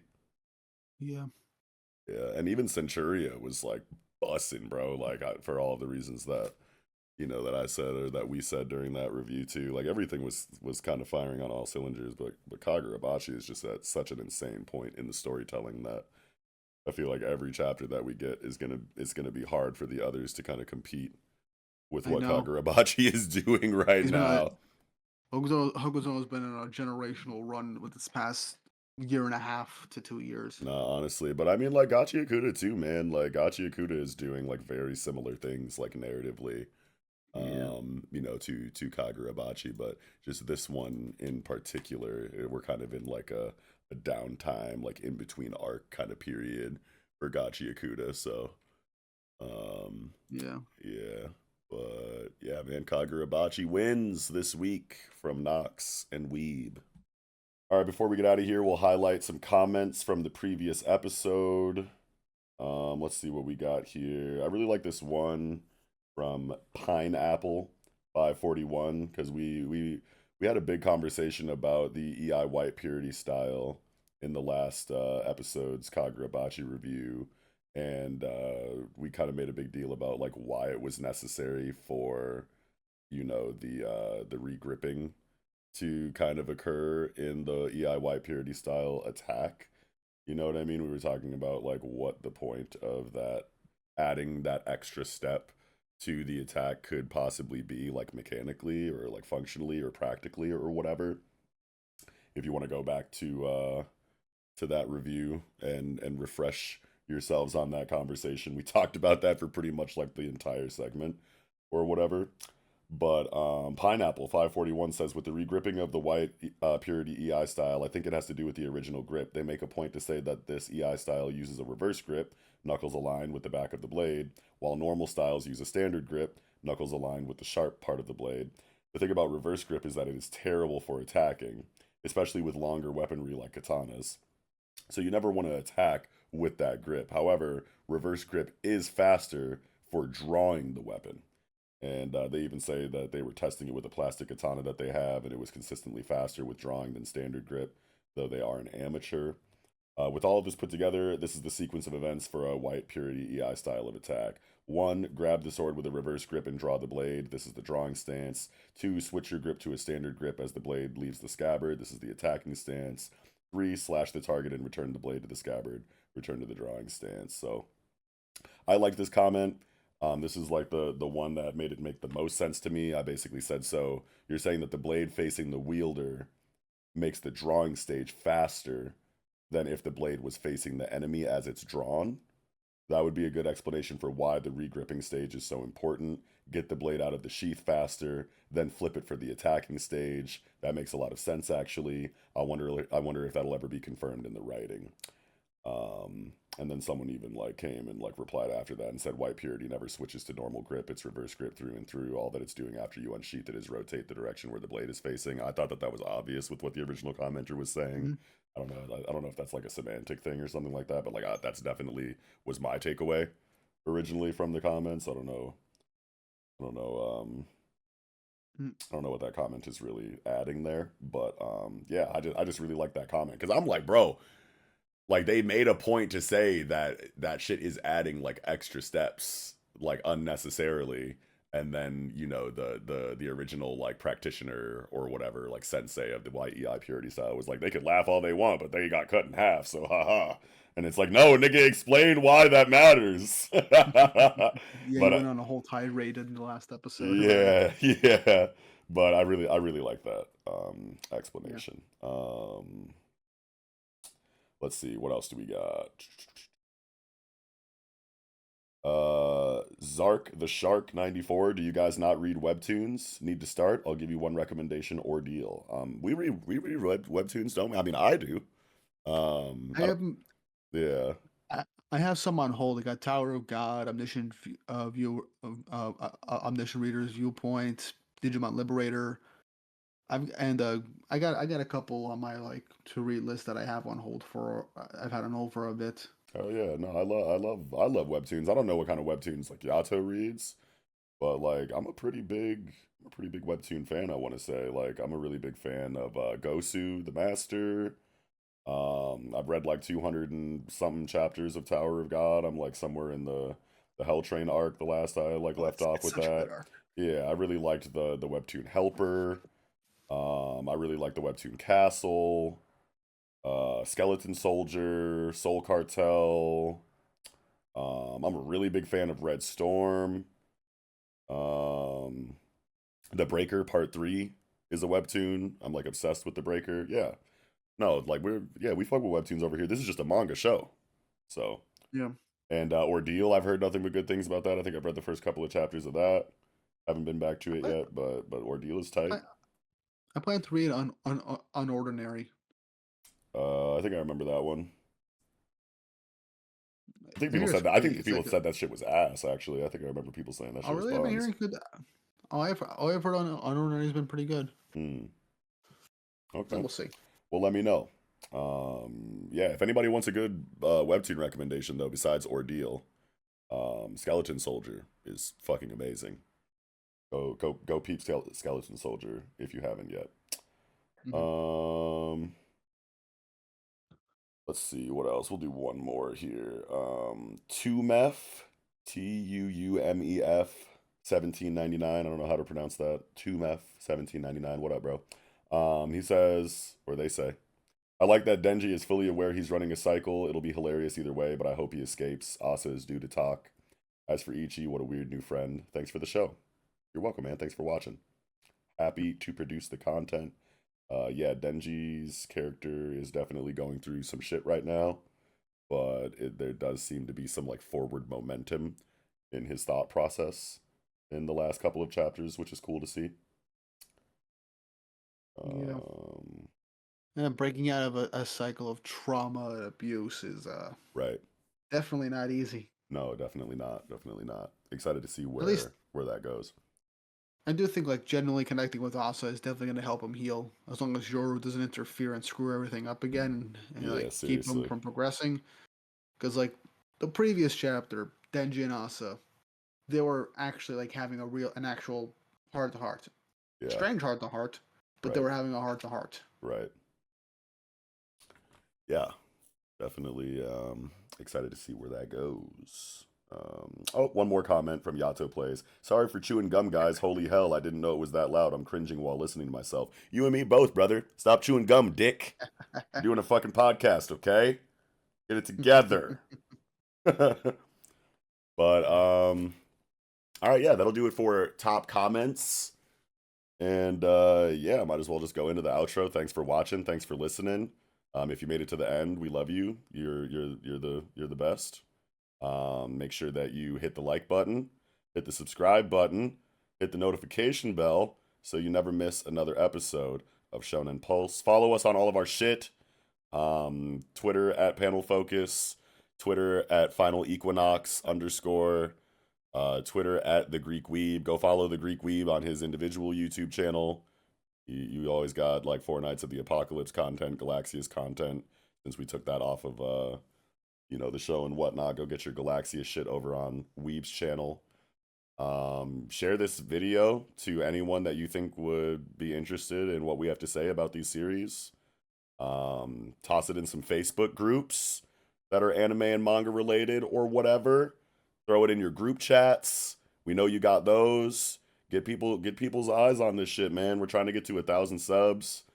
Then we'll start getting monetized and whatnot, and then we'll have like greater motivation to start doing like more shit because you guys are providing us a demand for it. You know what I mean? However, all that works.